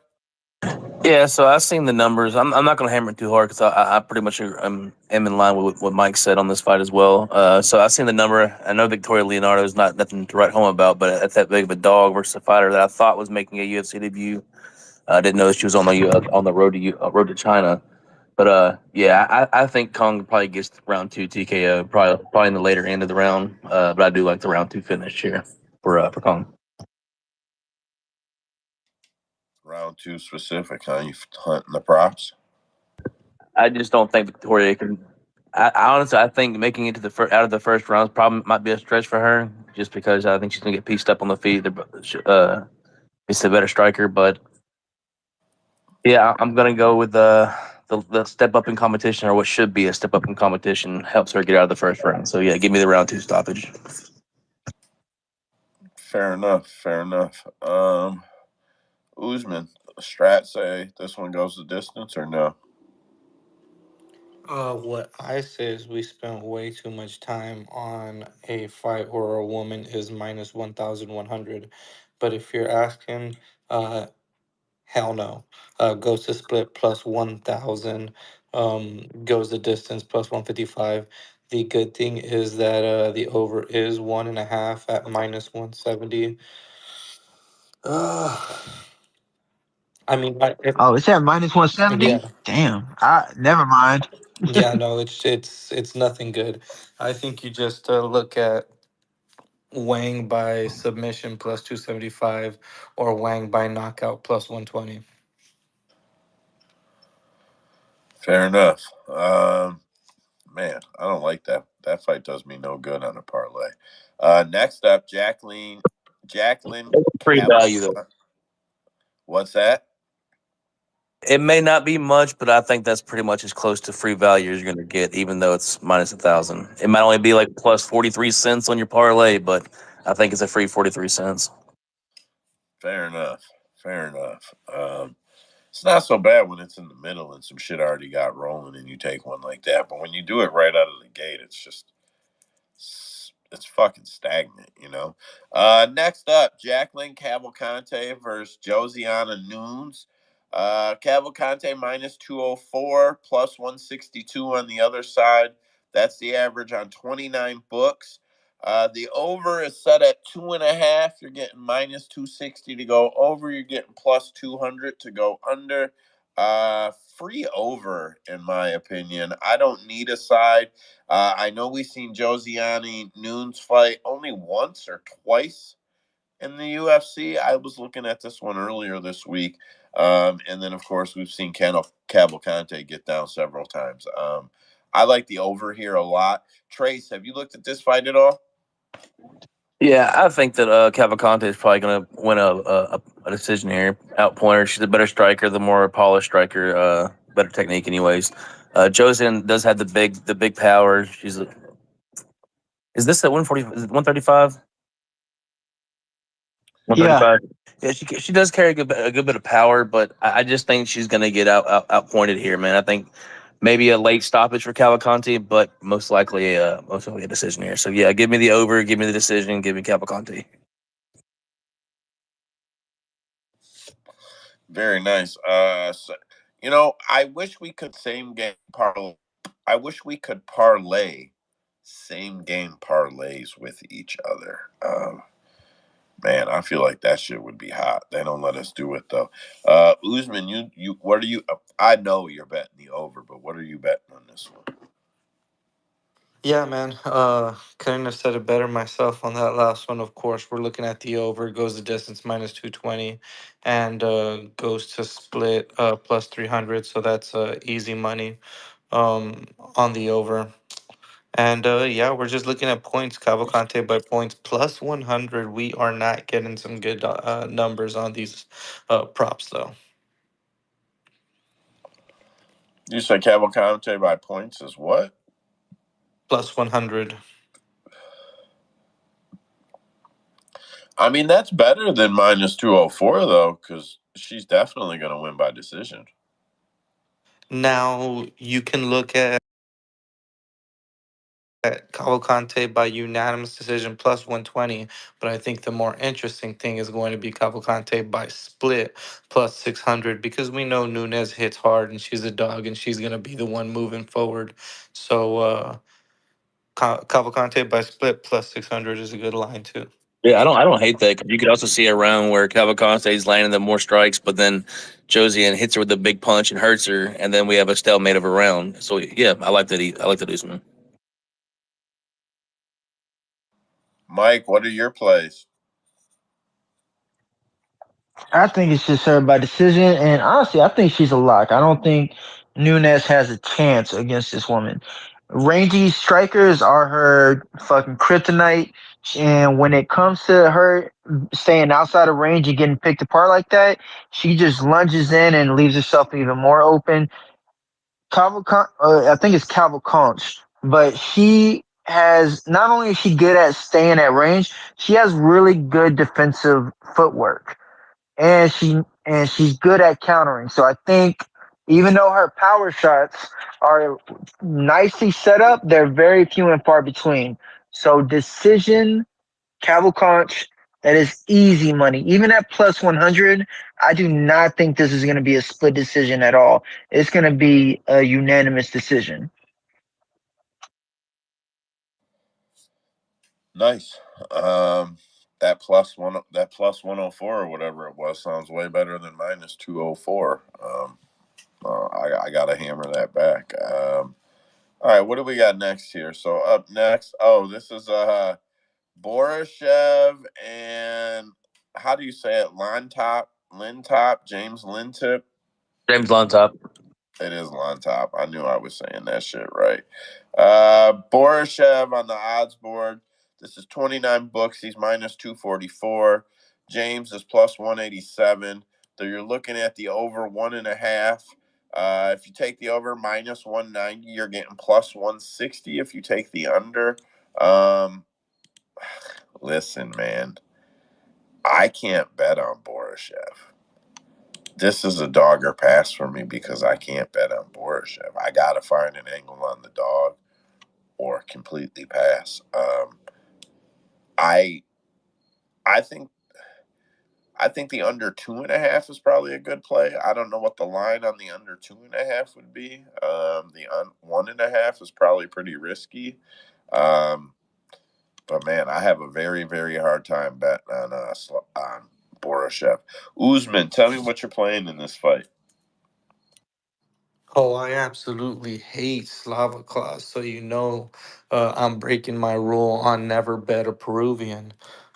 We are taking Yontop over set at 1.5. Pulling up the lines goes the distance plus 120. To me, that's close enough for us to hit the over on a 1.5, and then goes to split plus 500. So it says we shouldn't go over, but I'll take it. We know both of these guys are going to be punching each other in the face. Yontop's pretty tough himself. Same with Borchev. I like Yontop, and then probably around 2 or round 3 KO. All right, we got the team's a little bigger than the hosts. So, but before I go to Mike or Trace next, follow up to what you said. I want to ask Ozzy, what props are you playing on this fight? Which fight was that, brother? Borshchev versus Llontop. Yeah, I haven't really looked into it yet, man. I've been so busy with all the surgery and all that bullshit. But I'm the same. I'm not really high on Slava Claus, man. I don't know. I mean, he's a good striker, but he gets rocked a bit. Yeah, he gets dropped a little bit, but he's over there fucking with the alpha male team. I don't know, man. I got nothing on this one, Joe. It seems like you got something though. What do you got on this one? No, I just figure you're gonna find the fucking round 3 knockout at plus 2,700 or plus 3,900 or some shit, So I'm just I'm like, going to man. take it if it's there. I'll take it if it's there. um, Mike, what are you betting on this fight, bud?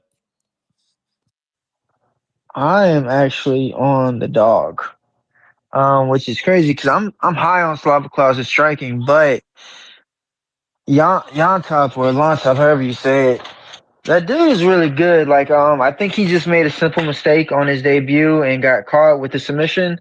But his striking is really just everything about him is pressure and calculated, and he doesn't leave himself open or he doesn't engage recklessly. And on top of that, he turns up the volume and gets more aggressive as the fight goes on while keeping himself safe with really good defensive awareness and just really accurate strikes that are just he doesn't his pop shots are coming his power shots are coming like way more than I was talking about Cavalcanti. When he turns up the aggression, it's going to be nasty for Borshchev. And on top of that, the grappling. He has the grappling advantage, even though Borshchev does show improvements in between each fight. I don't think it's going to match up against Yontop. I think just taking a shot on the dog is just value enough. Man, nobody likes Slava Claus. Trace, what are you betting on this fight? So, keeping with the trend, I honestly thought coming into this fight that I was going to be on an island, but it seems to be that whether it's from not being high on Slava, whether we think Lontop's good or just being really disappointed with his performance against Chase Hooper, man. I mean, like I feel like getting caught by Chase Hooper, regardless of how improved he looked, at the end of the day, Chase Hooper is still learning to strike. Like this guy's supposed to be a polished kickboxer, and he's getting caught by Chase Hooper, who up to that point has been basically a dummy on the feet. Yeah, man, I don't see how you bet Slava Claus here, especially at as a favorite. Give me a long top, most probably by decision, but wouldn't be surprised by a late round finish either. Man, I like that everybody here is on not on Slava Claus. I don't think the dude is good. Up next is Zachary Reese. Go ahead. My biggest problem with Slava Claus is that he really doesn't do anything to separate himself. It's like every fight he's in is a close fight. So even if he is winning this fight, I feel like as the fight goes on, he could just start giving up rounds because he fights so closely. Yeah, I feel like he's really sloppy. I don't feel like he loses because of, I don't know. You get some of these people when fighters struggle, they're like, "Oh, it's always close. He almost always had him. He almost." I don't buy that shit with Slava Claus. He loses because he's supposed to lose. He's just not. He's not top UFC talent. He'll beat me up. You know what I mean? Like I don't like mean to say these guys suck. Like, oh man, you couldn't beat me up, but UFC level, man, I don't. He's not there. He would struggle in the PFL, and I'm being honest. Usman. Yo, I am going to reach into my Aussie bag and say, let's hope Yontop rocks this boy and gets a guillotine or something. Only one submission win for Yontop and one submission loss for Borshchev, but with these numbers, they are just absolutely stupid. Yontop by submission, we're looking at plus 2,000. But if you're looking at the rounds, round one submission, 4,000, round two submission, 4,500, and round three submission, 5,500. Who cares? A little sprinkle. You Ooh, won't miss I it. will take a piece. I'll take a piece. It's just dumb. It's too dumb. Man, those are that's how the books get you, but those sounds good. Sometimes the books make my bets for me, Joe. Yeah, I know. They're real fucking good at that, aren't they? Up next is Zach Reese and Jose 5. Reese minus 556. That's averaging over 27 books, 15 days old. Um, Zach Reese anyway he wants it, I suppose. Trace, tell me what to bet on this fight. Man, I'm trying to get it pulled up right now on DraftKings. I don't know the number myself, but I feel like this is a free under a half a round on DraftKings. Like, I think DraftKings is the only book that I know of that does it. But I think regardless of winner, it happens under 2.5 minutes. I feel like it's a pretty solid bet. And I'm gonna see if I can find the number for it real quick. But yeah, pass it off to somebody else. I think Zachary Reese wins probably by. If he went submission, it'd probably be the least path of least resistance, take him to the ground, but he could probably catch him standing up as well. But yeah, I think the under half a round is gonna be the play for me on this fight. Very nice. A little risky, but very nice. I doubt that line's out yet. I would imagine you got to wait till Thursday morning for that to drop. In Michigan, I know I wouldn't see anything on DraftKings unless you're getting it someplace else. Mike, what are you playing on this fight? I mean, the only thing I see worth it, because I don't see him just taking him down. That's only if he gets taken down, then he'll go for his submissions. He just has a he has a knack for just finding the finish. And it's not like these are lucky shots. These are really good, accurate strikes. And whenever he sees that his opponent is hurt, he has a killer instinct like no one else. So I think the only thing that Medina showed us in his contender series fight was that he was tough. I didn't see anything that was impressive to me. It was just that he was able to take shots, keep going forward, and make it a fight. That's a recipe for disaster against someone like Zach Reese. Reese is probably going to finish him in the first round. Yeah, I don't think anybody's going to give any static on it. Usman, you got any static on that, or should I just move on? It's called gambling, baby. I'm gonna take over 1.5 and throw away some money. Um, To make a point, though, it is kind of crazy that Dana White gives this guy a contract off a loss versus this guy that just fought on those contender series tonight and is on a 2-fight winning streak on the contender series, but because he's a boring wrestler. That's crazy. Because and the dude threw big punches, man. Like it's not his fault the guy was tough. You know what I'm saying? I don't know. I get it. And controlled the whole He's way fight. too small for the 185-pound division. I think he should probably cut down to 170. But I mean, the kid's got talent. I mean, it's just he didn't fight an exciting fight tonight. I don't think he's gonna be able to make 170. That dude is fucking too big. He's bigger than a house, man. That's insane. Like his what 5'8", his bantamweight, bantamweights are fighting at his height, and this dude is as wide as he is Yeah, tall. but Man, he's just a fucking but the monster. dude is so Yeah, strong. and his cardio held up pretty good, man. And that dude he was fighting was massive too. I mean, a guy that length is always going to be a problem for a shorter guy, but I thought he managed to get off some decent ground and pound. But I was a bit pissed he didn't get the But that's finish not the too. first 6 foot tall guy he fought. Especially for that size disadvantage and the reach. Like the guy was popping from the outside, but he handled it pretty well and crashing in. But we got off topic. My bad, Joe. It's all good. Why do I not see odds for the next fight? I don't The fucking Bazooka see. fight got the ass. Yeah, I don't Bazooka's have. out, right? Oh yeah, it's Francis Marshall now. The odds are up though on Bet Online. Man, I don't know why we haven't updated over on the site. That Oh, was so announced like Marshall took 6 the hours fight. ago. So Marshall took the fight, did he? Yeah, Yeah. it's Oh, Bazooka versus Marshall okay. now. Can you tell me the odds on the fight? Buzukja is plus 105. Marshall is minus 125.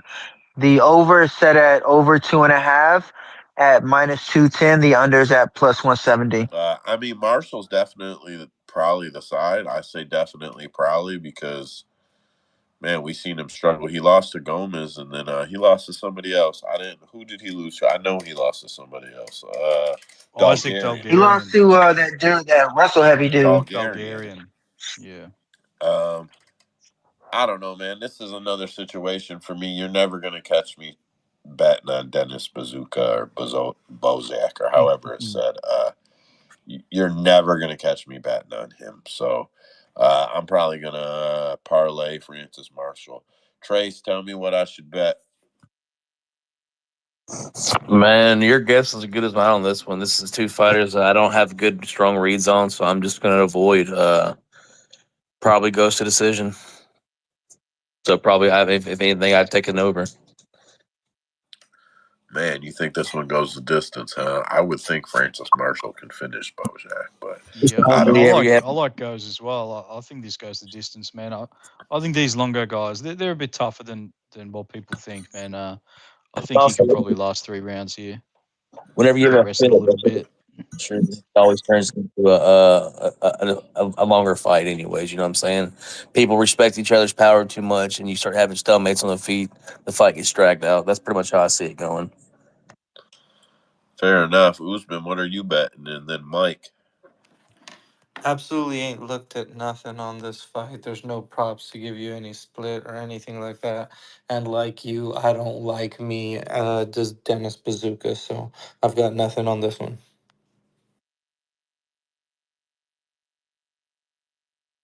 Also, Okay. Well, sorry, Mike. it's cool. I didn't study for the fight. I just heard about the fight like right now.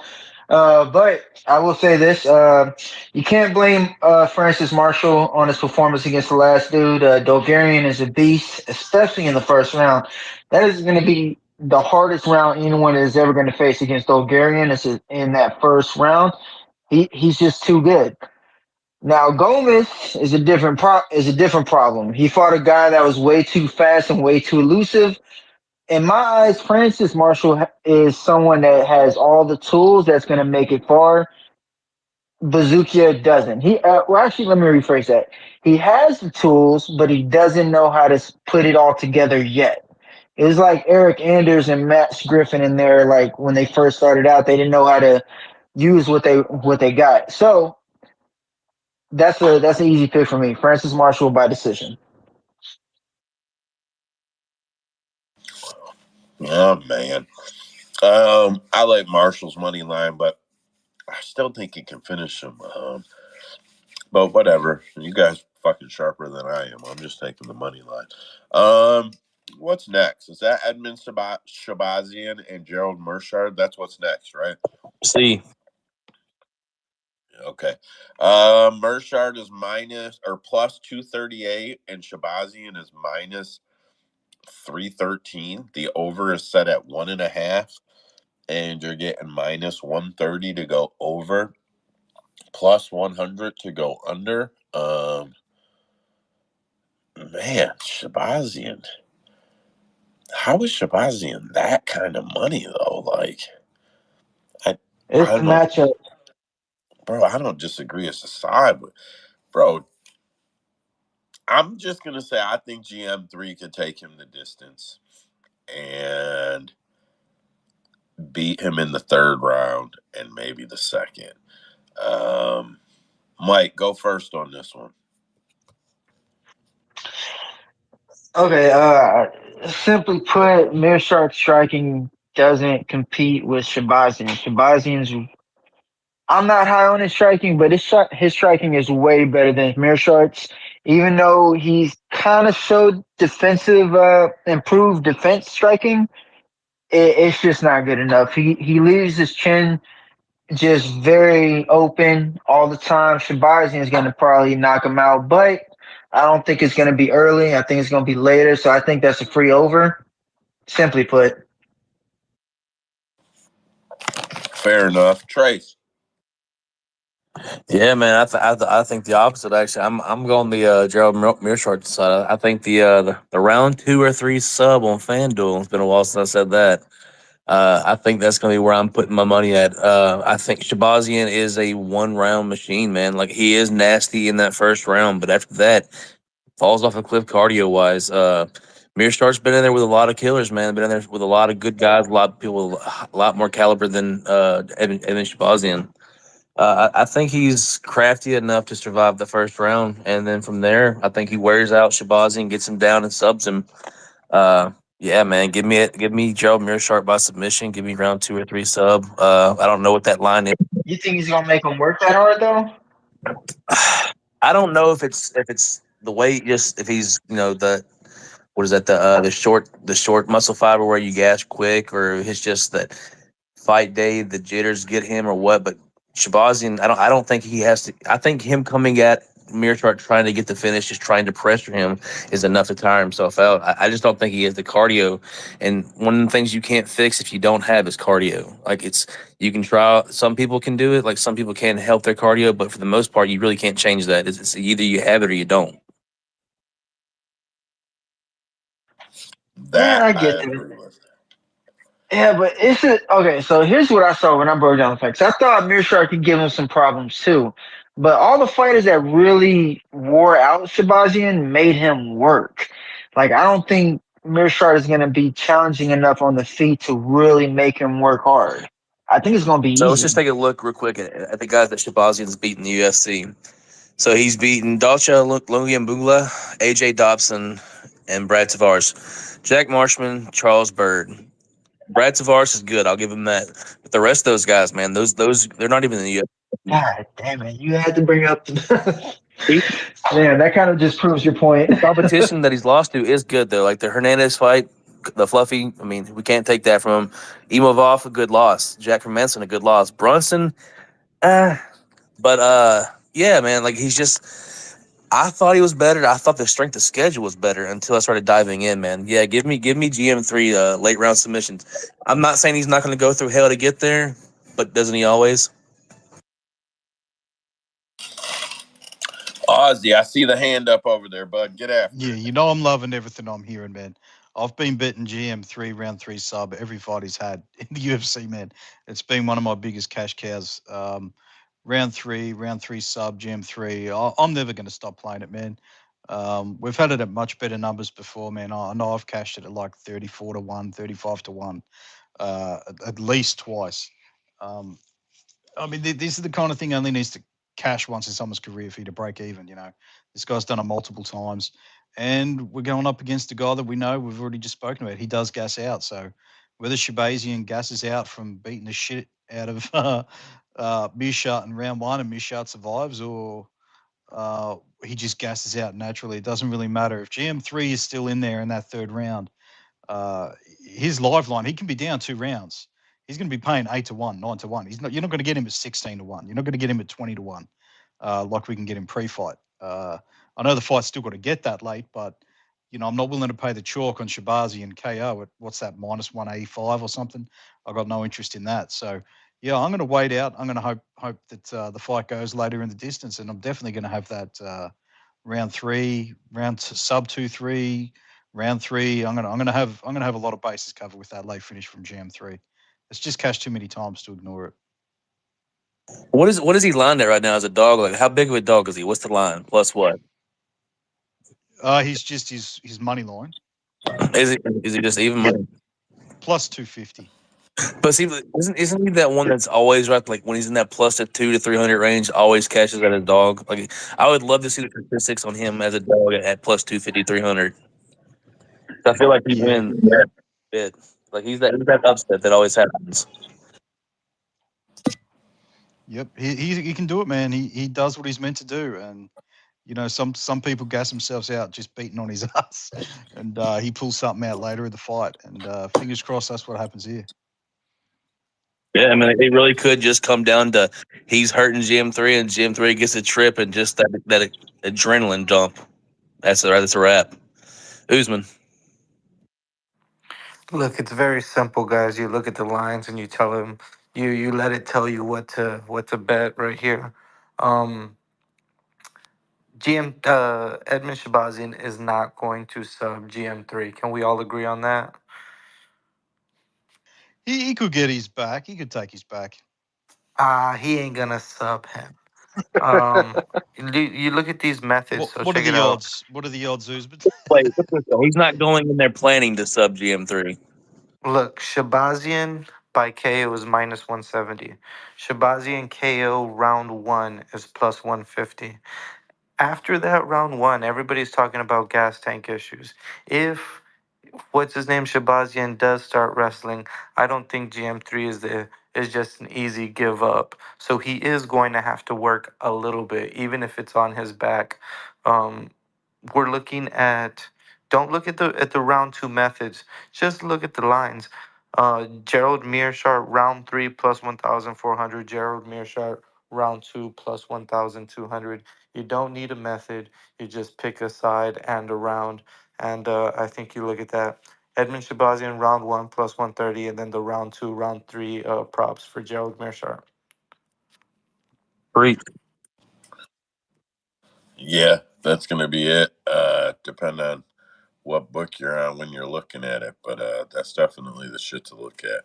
I'm going to move on. Michael Morales versus Neil Magny. Man, big fucking money to be made here. -909 on Michael Morales. Plus 544 on Neil Magny. Over is set at 2.5. You're getting -180 to go over. You're getting +150 to go under. Seems pretty straightforward. Neil Magny has been the spoiler on absolutely more than one occasion. Or been the absolute spoiler on more than one occasion. Um, fuck. I can't bet him, though. Michael Morales at that money line. I have zero interest in him at that line. Usman, tell me what I could bet to get him at a better line. So I really like Michael Morales, but yeah, these odds are absolutely dog shit. What you're looking at is a method of victory. Morales by knockout +195. The one that we're really interested in is Michael Morales by points +105. Neil Magny by points +505. So the book is telling you this is going to go to decision. Over to set at 2.5 -185, goes the distance -155. They think this is going to decision. You go ahead and look at the method of victory. You go Neil Magny by split +1,600, Michael Morales by split +1,200. Yeah, that's what we're looking at, guys, right there. You're getting 10 more points on Michael Morales by unanimous decision. So let's just hope Neil Magny can find some quit in this young kid and at least make it close. Bro, Michael Morales has been into the third round. He has been to decision. What?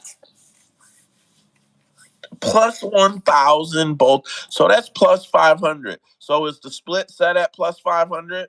The goes to split is at plus 600. Man, I think I like that bet. If you want to bet this fight, I I think that could be a bet. Neil always pulls the round out, man. Ooh, Trace, go ahead. Go ahead. I'm gonna jump in and piggyback off what Usman said because I agree. I think this fight looks a lot like Morales goes out there, lands a few big punches. Magny's is able to get a hold of him and grapple him against the fence, hold him there for a little while. They break loose, rinse and repeat. I think it's mostly going to be control versus damage. So, I think Morales probably wins the decision here. I doubt it's a chance that, I mean, Neil Magny's shown throughout his career that he's very durable. I doubt that he goes out there and gets the first round finish over Magny. Would be nice to kind of solidify what we originally thought of him when he came in the UFC that he's going to be somewhat of a star, but he's mostly struggled. So yeah, give me the decision, give me the split. I think that's a good look, Usman. You'd be insane not to look at Neil Magny to win a fucking split, man. That's crazy. Sure. I mean, that's a Neil Magny fight. I mean, that is his career. Is if he's able to hold you against the fence, he wins. If you can't get away from his long ass arms and his knees, he wins. Aussie. Yeah, that's another. I can't believe we're all on the same page on this card, man. We're all gonna cash huge on this card. I can tell. Um, Morales is a massive favorite in this fight, right? You look at both of their split lines. One is 17-1, the other's 13-1. What happened to the money line favorite? How come he's not a minus 1,000? If all of a sudden it goes to the judges, it's very close. If they think it's going to be a split decision, makes no sense. Morales split 13-1. I might have a full fucking unit on it. You can't tell. I just need one judge to fuck this up. I just need one judge in 2024 to get this fucking fight wrong, where it's going to be a lot of walling and stalling against the cage, probably a lot of booze and carrying on, maybe a couple low blows like finger poke. Like, are you kidding me? I just need one judge, man. Yeah, I'm betting the shit out of that. It's going to be a play for me for sure. I just hope the odds are still around by the time they drop on these Australian books.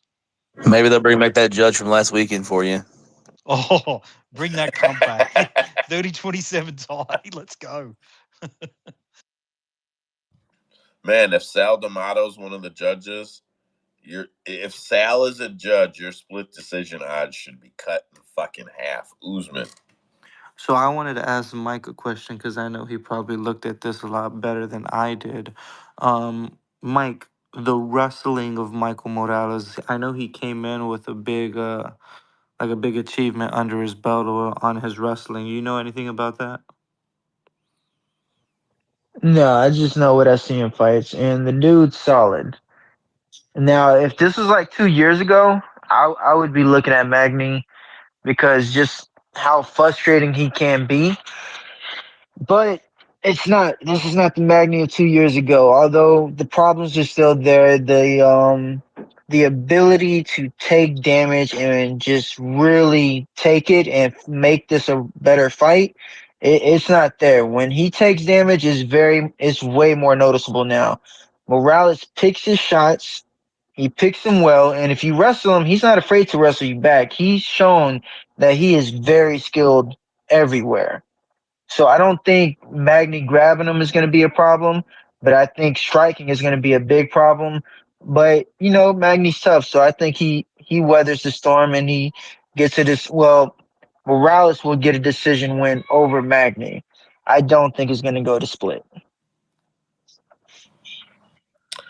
Fair fucking enough. Oh, and here's another thing, real quick. If you ever watch his fights and how hard he actually fights, the dude barely fucking. It's like he's barely breathing. that tells me that the cardio is going to be on his side rather than the Magny. So I think Morales is just gonna he's gonna beat him wherever this fight goes, and I don't think he's gonna have a hard time doing it. Could you see the Let me explain something. materializing? Could What? you see the third round stoppage materializing for him? I could see that, but the problem with that is that Morales doesn't really have the killer instincts that I like. When he hurts his opponents, he gets a little bit too wild, and I think Magny will grab him just to survive. I love it. I love it. So last thing that I was gonna say is that if you really do believe in Magny's ability to make it a split or steal a round, you are still getting his point spread at +3.5, at +250.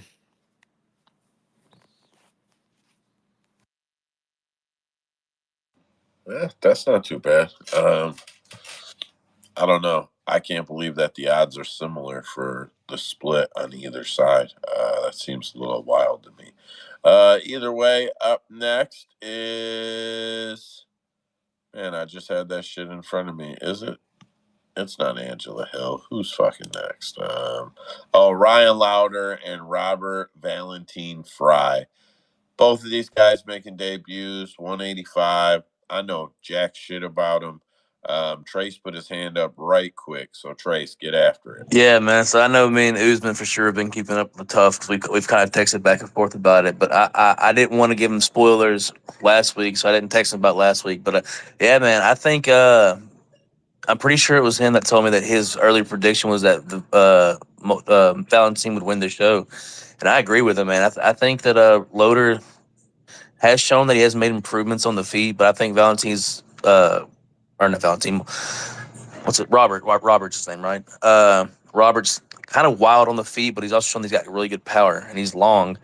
I think he's got the striking advantage on the feet, and man, whenever the fight hits the ground, which is where Loder wants it, that submission that he pulled off in that fight and how fast he snatched that arm up and put it in his legs and gave him, it was like a inverted Kimura or some shit like that, or an arm bar.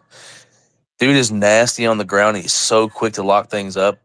Yeah, give me Robert by submission, man. I think he gets him out of here. It's probably catches him in a scramble. Honestly, give me Robert by round one submission.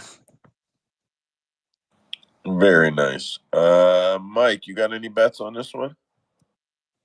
No. I will say Ryan is the rightful favorite, but I'm such a fan of fucking Robert that I might just place a bet on him just for fun. So Ryan is plus 134 on average, and Robert is minus 179. Usman, what are you Oh, he's playing the here? favorite now? Yeah. Robert is minus 179. Let me go over to Bet Online because they probably had him up the Makes longest. sense. He's Uh, shown that he's shown in his first fight that he knocked the guy out pretty quickly with an elbow. Shows he has knockout power and he shows he has nasty submissions. I mean, from what you've seen, you would assume he would be the favorite. Anyways, I didn't know the line going into it, but it makes sense to me. nah, he opened we first spotted him. Cap MMA first spotted this seemingly at Bet Online. Um, minus 155 is what we seen it open at, but we may have gotten it a few hours late, but it would have had to got hammered pretty good. I'm checking other books right now. Pinnacle opened them at minus 164. Unibet opened Robert at minus 159. I think he opened as the favorite. Oh, I thought Ryan My did. biggest issue Oh. with Loder is like his message is, "I'm dumb and I can do it, and so can you." That is like the whole thing he's trying to pitch this whole season is that I'm dumb, but I'm a fighter and I'm good at fighting. So if I can do it, you can do it. Kind of a dumb message, if you ask me. Maybe he just didn't do good in school. That's what it sounds like. Bro was crying because he's dyslexic. Oh, that's the dyslexia guy. Oh my god. I tell you what, though, I got a daughter that is 100% sincerely dyslexic, and that shit is wild, man. Like, it is fucking wild. She was, I won't go off about it, but like, even when we figured it out, my mom's like, no, that's a 55. My daughter's like, no, that's an S and an S. And then my mom said something else about the 6. It was like 6:55 on the clock, and my daughter's like, that's GSS. What are you talking about? And like, oh, it went from there. Yeah, that shit is crazy. I had to make special tools and special toys I made by hand to help teach her how to beat it. Dyslexia can be some crazy shit. So just to give the guy a little bit of due on it, I know that shit can be off the charts. Anybody else? I see no more hands in this fight. I'm gonna move on. Usman take who you got, Usman? Yeah, so you just look at the records. Brian Loder, his lone loss is by split, and I don't think that is by chance. Even when he won here in the Ultimate Fighter, in that round, in those last 2 rounds, it just looked like his energy fell off of a cliff. So I'm on Valentin, like Trey said, he showed off some submissions. He showed off some knockout power and some unorthodox striking as well. But might even be looking at Robert Valentin by points, or Ryan Loder by a split decision, just because the Valentin's got a lot of submissions, but against a wrestler who's gonna put on a lot of top time, we might just be looking at one of those fights where wrestler holds him down for a lot while he's throwing up submissions, and we get some really stupid, wonky ass cards. Fight goes to split decision at +500. One last thing I want to add to it before we go on, and Joe, you'll see this when you rewatch the show. One thing that we have to note is that Robert was one of the key parts of the team. He was one of the cornermen for almost every fight. So the fight knowledge is there, man. He's shown to have the IQ. He was the loudest voice in the corner for almost every fight. Yeah, I think his fight IQ is going to get him pretty. I don't know how far he'll go, but his fight IQ will be a key part of it. Aussie. Yeah, sorry, just a real quick question. I haven't watched anything of this season. Was there only one weight class? How come there's not two fights on this? There is. It should be the next fight, honestly. Oh, there is another one as well. Okay, so what were the weight It, classes? it hasn't it hasn't been announced. The other weight class was 145 because Today's episode, is the it? final Right. episode is tonight. Yeah, we're at a bit Okay, of a yep, no disadvantage because the worries. fight hasn't happened or hasn't aired. Oh, they did spoil it, but I just didn't bring it up. Yeah, It's I remember you spoiled. saying now. Yeah, thanks for that. Cheers. It was a good show though, right? It was Who worth won? watching for once, huh? Yeah, it was actually I don't. Yeah, no, dude, this was a real good the season. fights were very good, high level fights. There wasn't like most fights weren't one sided. They were pretty good, pretty well contested fights. Yeah, I'm gonna binge it today, like Joe was saying. Yeah, sounds good. Yeah, I'm 100% gonna binge it before this weekend. I've done that with Tough several times. Next one on the docket says it is Angela Hill and Tabatha Ricci. Fight of the night, motherfuckers. Minus 112, minus 116, 30 bucks. The over 2.5 is set at minus 500. The under 2.5 is set at plus 375. Usman, tell me what that split is, because I'm fucking taking it. Pulling it up. Give me just a second. Oh shit! Of course. Mike, what are you betting? While he gets that up, what are you betting on this fight? I think we got a good price on Angela Hill.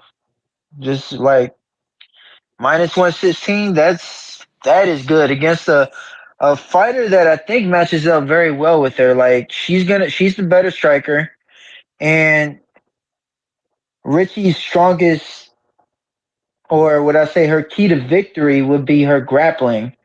And I don't think she's gonna be able to just take her down at will. I think Angela, she's going to be hard to take down. I think she's going to have a lot of weapons to go through to get that takedown. So I think this is Angela Hill all day.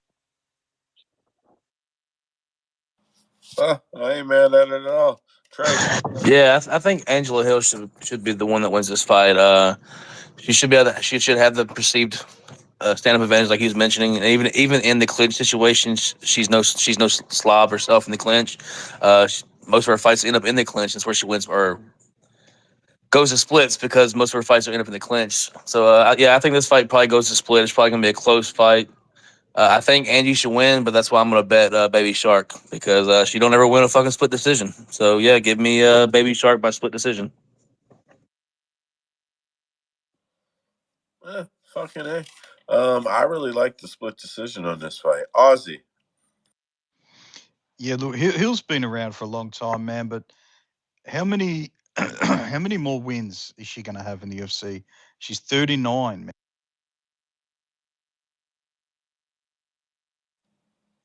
39 years old. Has the Holly Holm, Angela Hill? Is there anyone else? I don't know, days, but this weight class for these women, their bodies change pretty drastically. I don't know. Tabatha Ricci, she's a little tank, man. And she's 10 years younger. I don't count Hill out. She's looked good. She got us that her first ever sub. Was that her last time out? A lot of people were on that, which was a good cash for everybody. But maybe this time, maybe it's just a bit too much for her. I'd like to see her in with one of the old school girls, but I don't know. 10 years younger, stronger girl. Yeah, I don't know. I'm leaning Tabatha in this one. So Tabitha by split. maybe the split still hits. Yeah. That Usman. this Okay, top should be automatic no matter what in an Angie Hill fight for sure. so this is the lowest I think I've ever seen it. Goes to split plus 200. I think we hit that for some free money. Actually, Holy shit. They did plus goes to split at they did plus 200 goes to split. That's the lowest we have ever fucking seen it. no, listen, 100%. listen to this. Uh, Angela Hill and Tabitha Ritchie by unanimous decision. Both of them plus Yeah, that 145. and the two-round fight. Angela Hill, You know Tabitha what I mean? Ritchie by split. Both of them plus 450. The books just said fuck it. Yeah, just give Terrible, them the same terrible. odds. We're not gonna give anybody any chances here. Um, I mean Yeah. the fight's a pick 'em anyways. and honestly, I'm with Mike. I think styles make fights, right? Is that how it goes? Um, Angela Hill's going to be the one pressing forward. She's not going to get subbed by Tabitha Ritchie. She's not going to get knocked out. Tabitha likes to strike from a distance, even though she's got baby T Rex arms. Um, Angela Hill is going to be the stronger girl. I honestly think we might get fucked here and get Angela Hill by unanimous decision. I like Angela Hill 100%. I'll probably just be hitting her money line and then the points at plus 125. Hey Joe, I don't know if do you have a take on this fight? Hold on. I see Zabets with his hands up. I'm on the Tabitha Ricci side. Give me her. I hate Angela Hill.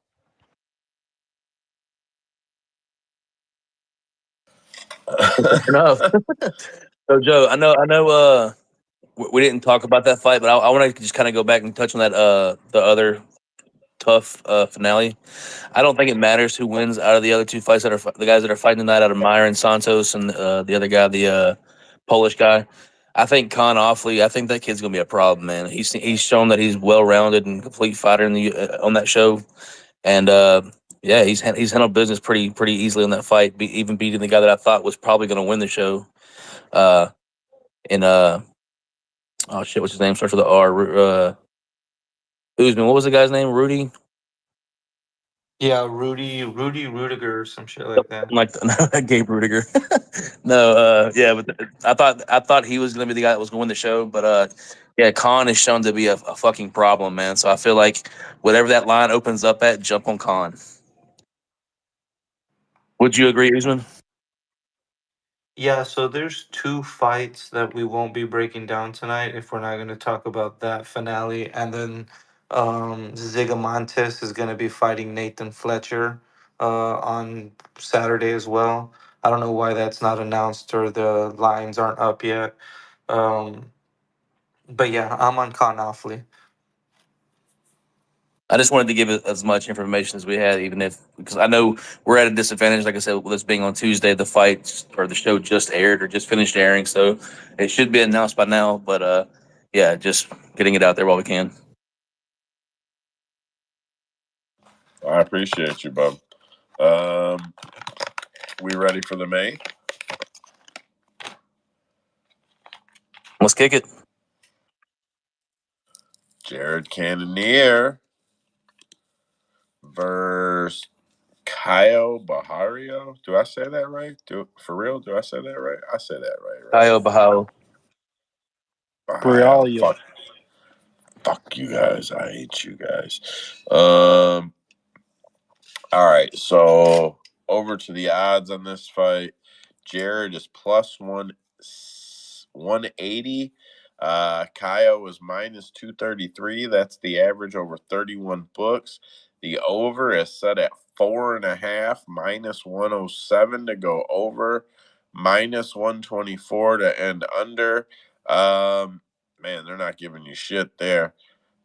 Man, my days of betting Jared Cannonier are probably finally fucking over.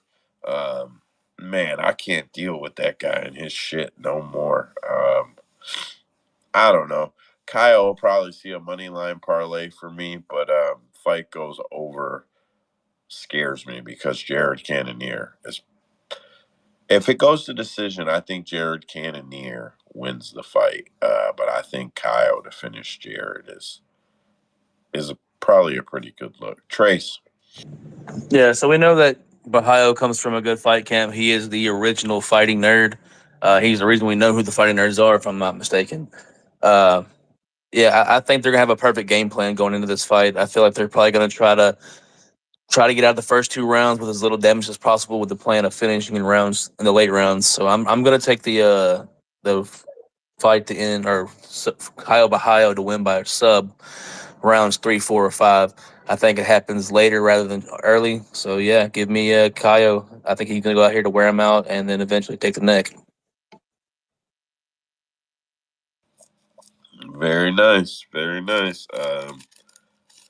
Telling you, goes to decision though. It starts to look scary. Ozzy, you put your hand up quick, bud. Go ahead. Yeah, man. You know, one of my favorite things to do when before I start watching tape on fights is I go to your website and check out the rounds, man, and these scorecards. I remember Borralho being a slow starter, man. I went back and looked at his scorecards. He's only lost the first round once, I think, in his fights so far in the UFC. So that was shocking to me. I was like, oh shit, maybe I definitely need to rewatch I think that was this guy's fights they because brought that from the Contender Series fight. yeah, maybe, man, maybe because yeah, I mean, according to the judges, he doesn't start too slow. So, man, if he's even going to win these early rounds, and I think he's going to win the late rounds, yeah, I really like Borralho here. So, yeah, quick turnaround too for Cannonier. I know he's old too. What's he, 40 something? After just getting losing his shot. So, yeah, I think he doesn't really have much choice. You know, he has to kind of turn around quick. Clock's ticking for him, but you know, they know what they're doing here. They're setting him up with a young killer, man, and he's probably going to get laid out to slaughter here. I like Cara Borralho here. I like him a lot. He's probably going to get it done inside the distance, and I don't mind to look at maybe one of these late submission props or something. Maybe he can catch a neck even standing against the cage when we've seen Cannonier kind of get tired. So, yeah, I might take a little bit of that late sub on Borralho as well. Just to add to your point, though, if I'm not mistaken, Caio was like a second time Contender Series guy when he actually got the contract. I don't think he impressed in his first fight and then got it in the second. All right, cheers for that. Yeah, I'm going to watch all his fights, man. He's a guy that's going to be easy to do tape on, I think. Zabets. Yeah, I agree with Trace and Aussie. I like Kyle Borralho on this one. I think he's gonna take down Cannonier. The pressure is gonna be too much. and for a lot of rounds. So I'm gonna take Caio, and I got a dip. So thank you guys for having me. Shout out Cap MMA. See you guys next week. Appreciate you all the time, Zabets. We'll see you next week, bud. Mike, tell me what you're betting on this fight, bud. Well, I'm still seeing Bet Online has the over at 3.5, so I'm gonna take that. I think even though I think this is his toughest test for Kyle, I still think he passes it. I think the speed, the footwork, and just his overall game, and it's kind of hard to bet against that team. Fighting Nerds is just something else on another level right now. So I think either Caio money line or at the over if it's at 3.5. Fair enough. Usman, what are you betting?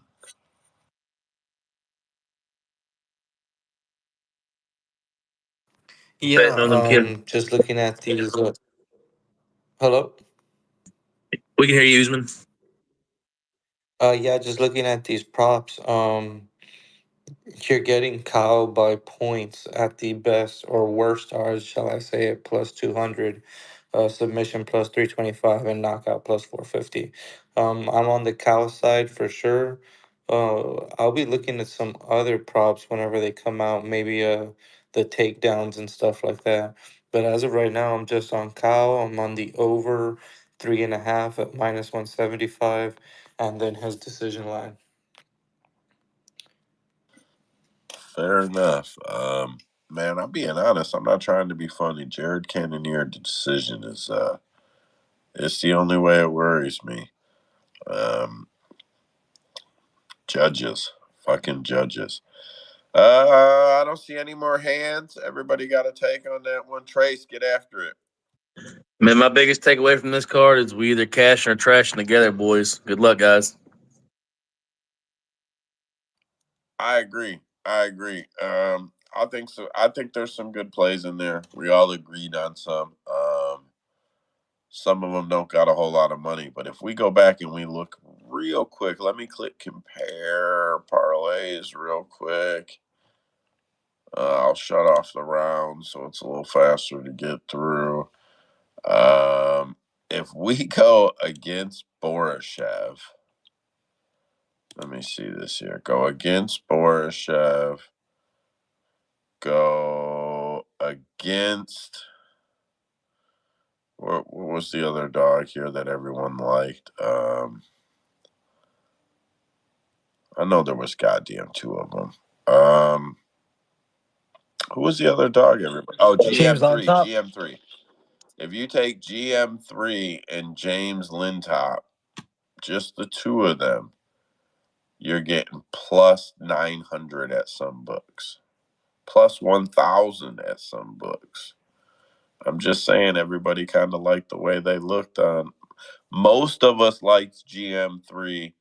And I don't think anybody liked Borshchev. James, nice to see you in the room, bud. Welcome to the mic. Go ahead and get after it. I appreciate that, boss. How we doing? So someone mentioned earlier about Caio Borralho on when he was in the Contender Series and how he didn't impress Dana the first time. They actually did like him a lot, but it's just he didn't get the finish against a really tough guy. So they said they'll give him another chance in 2 weeks, and then he went back in 2 weeks' time and then finished the first round, went up a weight class to light heavyweight. So I think Borralho's wrestling is genuinely really, really dominant. He even went in a wrestling competition against Gerald and Almeida, didn't get submitted. It was actually really close. And yeah, I genuinely think he's going to be able to wrestle fuck Jared. And I genuinely think the only way he's going to be able to finish Jared is probably, club and sub, or probably just a decision, to be honest with you. I think Jared's really, really durable despite the Imavob performance. I did think it was an early stoppage. But yeah, I don't really see Borralho having the KO power to sleep Jared.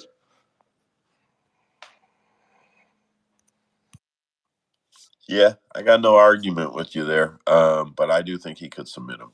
I do think he could submit Jared Cannonier, especially in the later rounds into the fight. It's definitely going to be something that you're going to see the odds die on as the fight continues. If you're a guy who live bets, I don't, but you can expect to see those odds fucking dip and die. Ozzy, go ahead. So real quick, just before you close it off, hey James, did you go to the UFC Perth show, mate, or what? I didn't, unfortunately. I had a lot of mates that did go, and lost a lot of money on Izzy. Fair enough. Yeah, well, back in February in Sydney, mate. Maybe I'll catch you. 100%, 100%. I'll see you there. Man, I liked DDP on that one. Sorry you missed that one for a bunch. I liked DDP there. So we're gonna close out the card there. That's officially that for the card. From there, I got no headlines left, but Usman's got one more card to run through. So let's do that, and then we'll close the show out. Okay, my bad. I put my hands up for last minute parlay. Um, just to see if anybody likes it. This is Go what I'll ahead. play. Over over 2.5 for the Cavalcanti fight. Over 1.5 for the Borshchev fight. Over 2.5 for the Hill fight. Over 2.5 for the Neil Magny fight. And over 1.5 for the Gerald Meerschaert is paying out at 586. I'll be locking that in right now. That's a nice play. That's a nice play. Say it one more time. But yeah. Okay. All overs. Cavalcante fight 2.5. Borshchev fight 1.5. Hill fight 2.5. Magny fight 2.5. And the Meerschaert fight 1.5 plus 586. That's a nice play. What do you get if you move the Morales to over 1.5? Though, can you do that, or you can't get the alt on it? No, I can't do the alt. Damn, that sucks. Because I probably would like the alt on that. Other than that, that's a nice play. All right. Yeah, I'll be locking that in. Half a unit for what are we looking at here? I feel like you're gonna be sweating your balls off when Neil's getting his fucking face pounded in late second round on that fight, though. Just for the record. He fought Gary with one leg. We'll sweat. Fair enough. Fair enough. But yeah, 7 more fight announcements. We're looking at November 2nd, UFC Edmonton. We'll start off with the main event. Big dog money on somebody who just won recently, Rose Namajunas versus Aaron Blanchfield. I I ran know across the room to Mike grab I ran across the room to grab a drink. You said Rose Namajunas was versus who? Aaron Blanchfield. Who's? Oh, Aaron all day. All fucking day. I'm not betting Rose. Well, Fuck that. you're paying a heavy favorite number for her. What's the price? Last time I checked, she was mine. Try and pull it up right now. No, I'll You take her broke at that. up. What? I'll take her at that. That's not heavy enough. Hell no. What? Wait, what's the price? I didn't hear it. Minus Last I 185. checked, minus 185. Oh man, I am jumping all over Rose. Come on, we just saw the fight with Tracy Cortez. It's gonna play out the same way. Oh, that line has been absolutely smashed. You are getting Rose Namajunas at plus 100, Blanchfield minus 120. Damn. Damn. That's damn. I'm still taking Blanchfield. Fuck Rose. Oh, fucking schizophrenic bitch. All right, we'll move past main event. Likely to be the co-main event. We saw some weird movement going on. It was originally Derek Lewis versus Alexander Romanov. Scratch that. We're pulling the switcheroo. It is now Derek Lewis versus Jonta Denise. What the fuck? My boy Black Lewis, but it gets a win here, boy. Yeah, they're giving him somebody that's gonna bang with him, so he's gonna get a knockout. Oh man, he better hope he gets a fucking knockout. That's the state of the heavyweight division that we're trying to revive Derek Lewis as a hype train again, just for a pass. Man, Lewis might take him down and ground and pound his ass, man. You Do know what what Carl Williams sucks, should have man? done. That PFL bought Bellator because now there's not a place for guys like Derek Lewis to go. Oh, he was never gonna leave, buddy. He's never gonna leave. Oh, he should. He's getting that massive contract. Derek Lewis, fucking knockout king, man. Are you kidding me? He's getting 800 a fight. No doubt in If my mind. He's getting 800. if Dana White didn't have his head up his ass, in 30 years we could see Derek Lewis versus Andrei Arlovsky still going on in the UFC. That's probably legit. That's probably legit.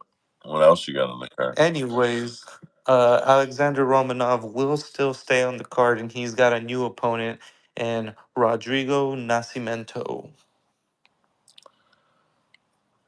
Who's fighting Rodrigo Nascimento? Alexander Romanov, the super fat. Yeah, I know who he is.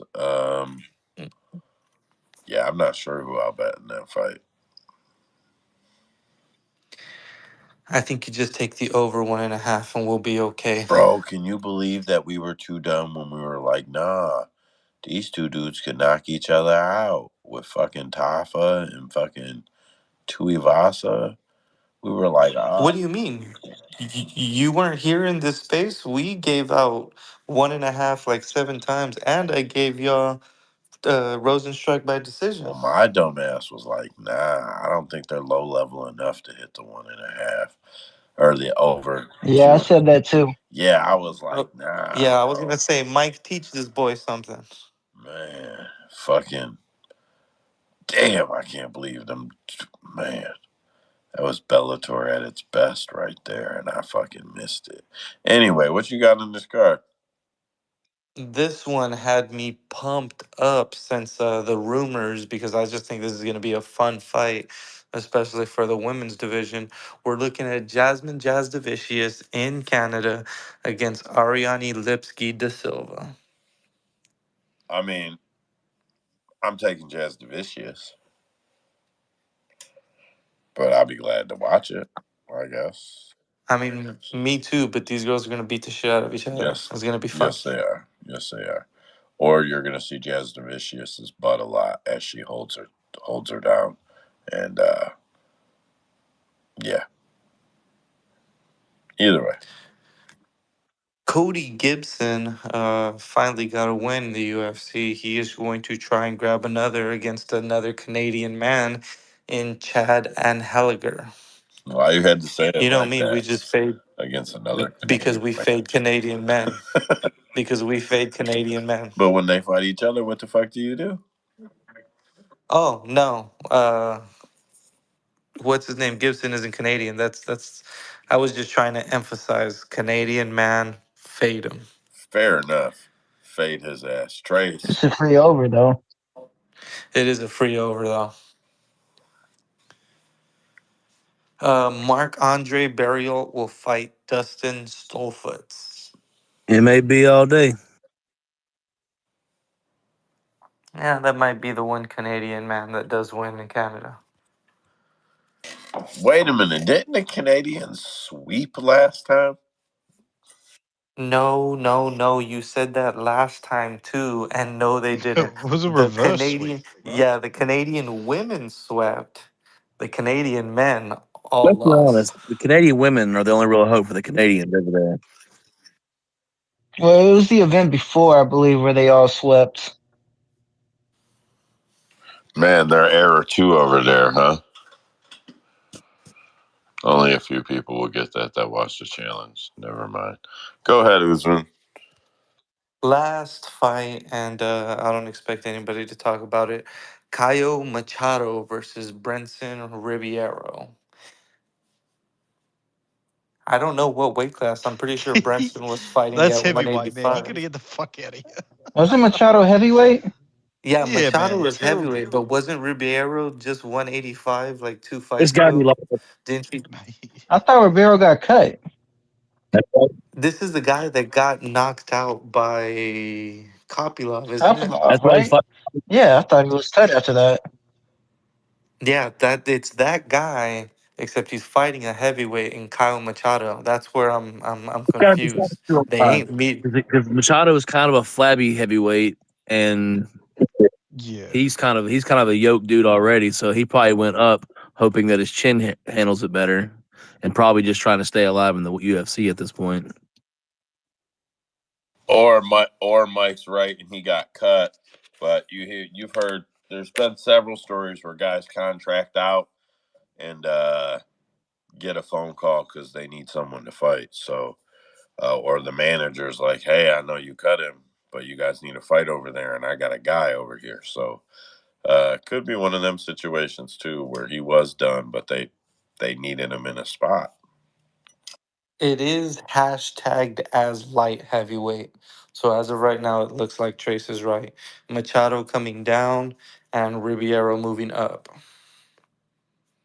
Well, Machado all day. Weight classes collide. I doubt it, Joe. Even though he's the bigger guy, I doubt it, man. He's not good. I He's would think fucking that Claudio trash. Ribeiro, I would imagine, would be a big speed advantage. Yeah, yeah. Man, that's tough. Yeah, That's fucking you're tough. not gonna feel good betting that fight. We're probably just better off leaving it alone. Yeah, that's fucking tough. Um, Yeah. Fill just a fill a spot fight. That's all it is. I needed to fill a spot. That's it. yeah, people don't realize the UFC's got 600 fighters and they still struggle to fill these fucking cards. Like that shit is no joke. Usman, you got anything else? That's it, brother. That's all the announcements for today. Well, fuck, I appreciate you.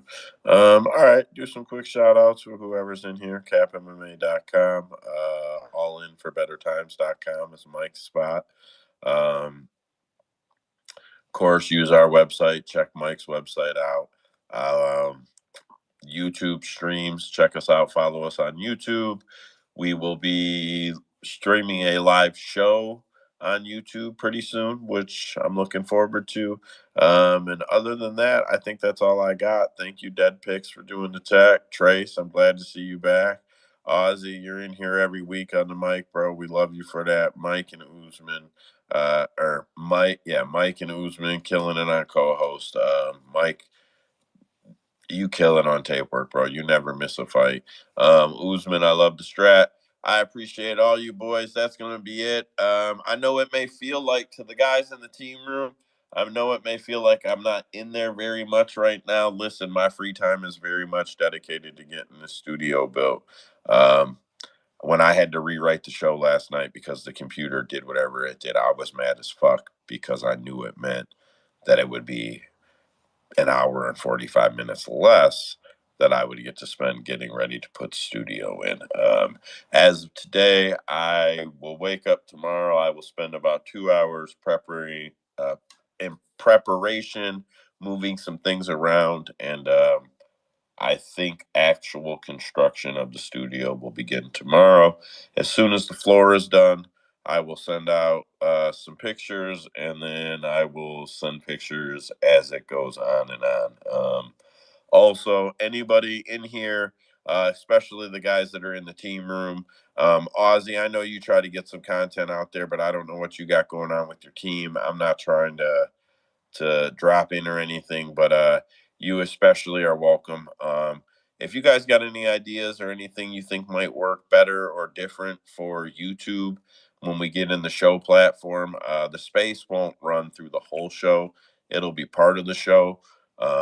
So I don't know. You guys maybe start thinking about that. We're in the team room. Ozzy, I know that you've been on some YouTube. If it's something you'd like to do, hit me in the DMs. That's it, boys. Thank you all very much. Trace, you were probably the highlight of the night. See you back, bro. Fuck off, though. Here's to you. Here's to me. Friends, better friends we will never be. And if we ever disagree, fuck you. Here's to me. That's how it goes.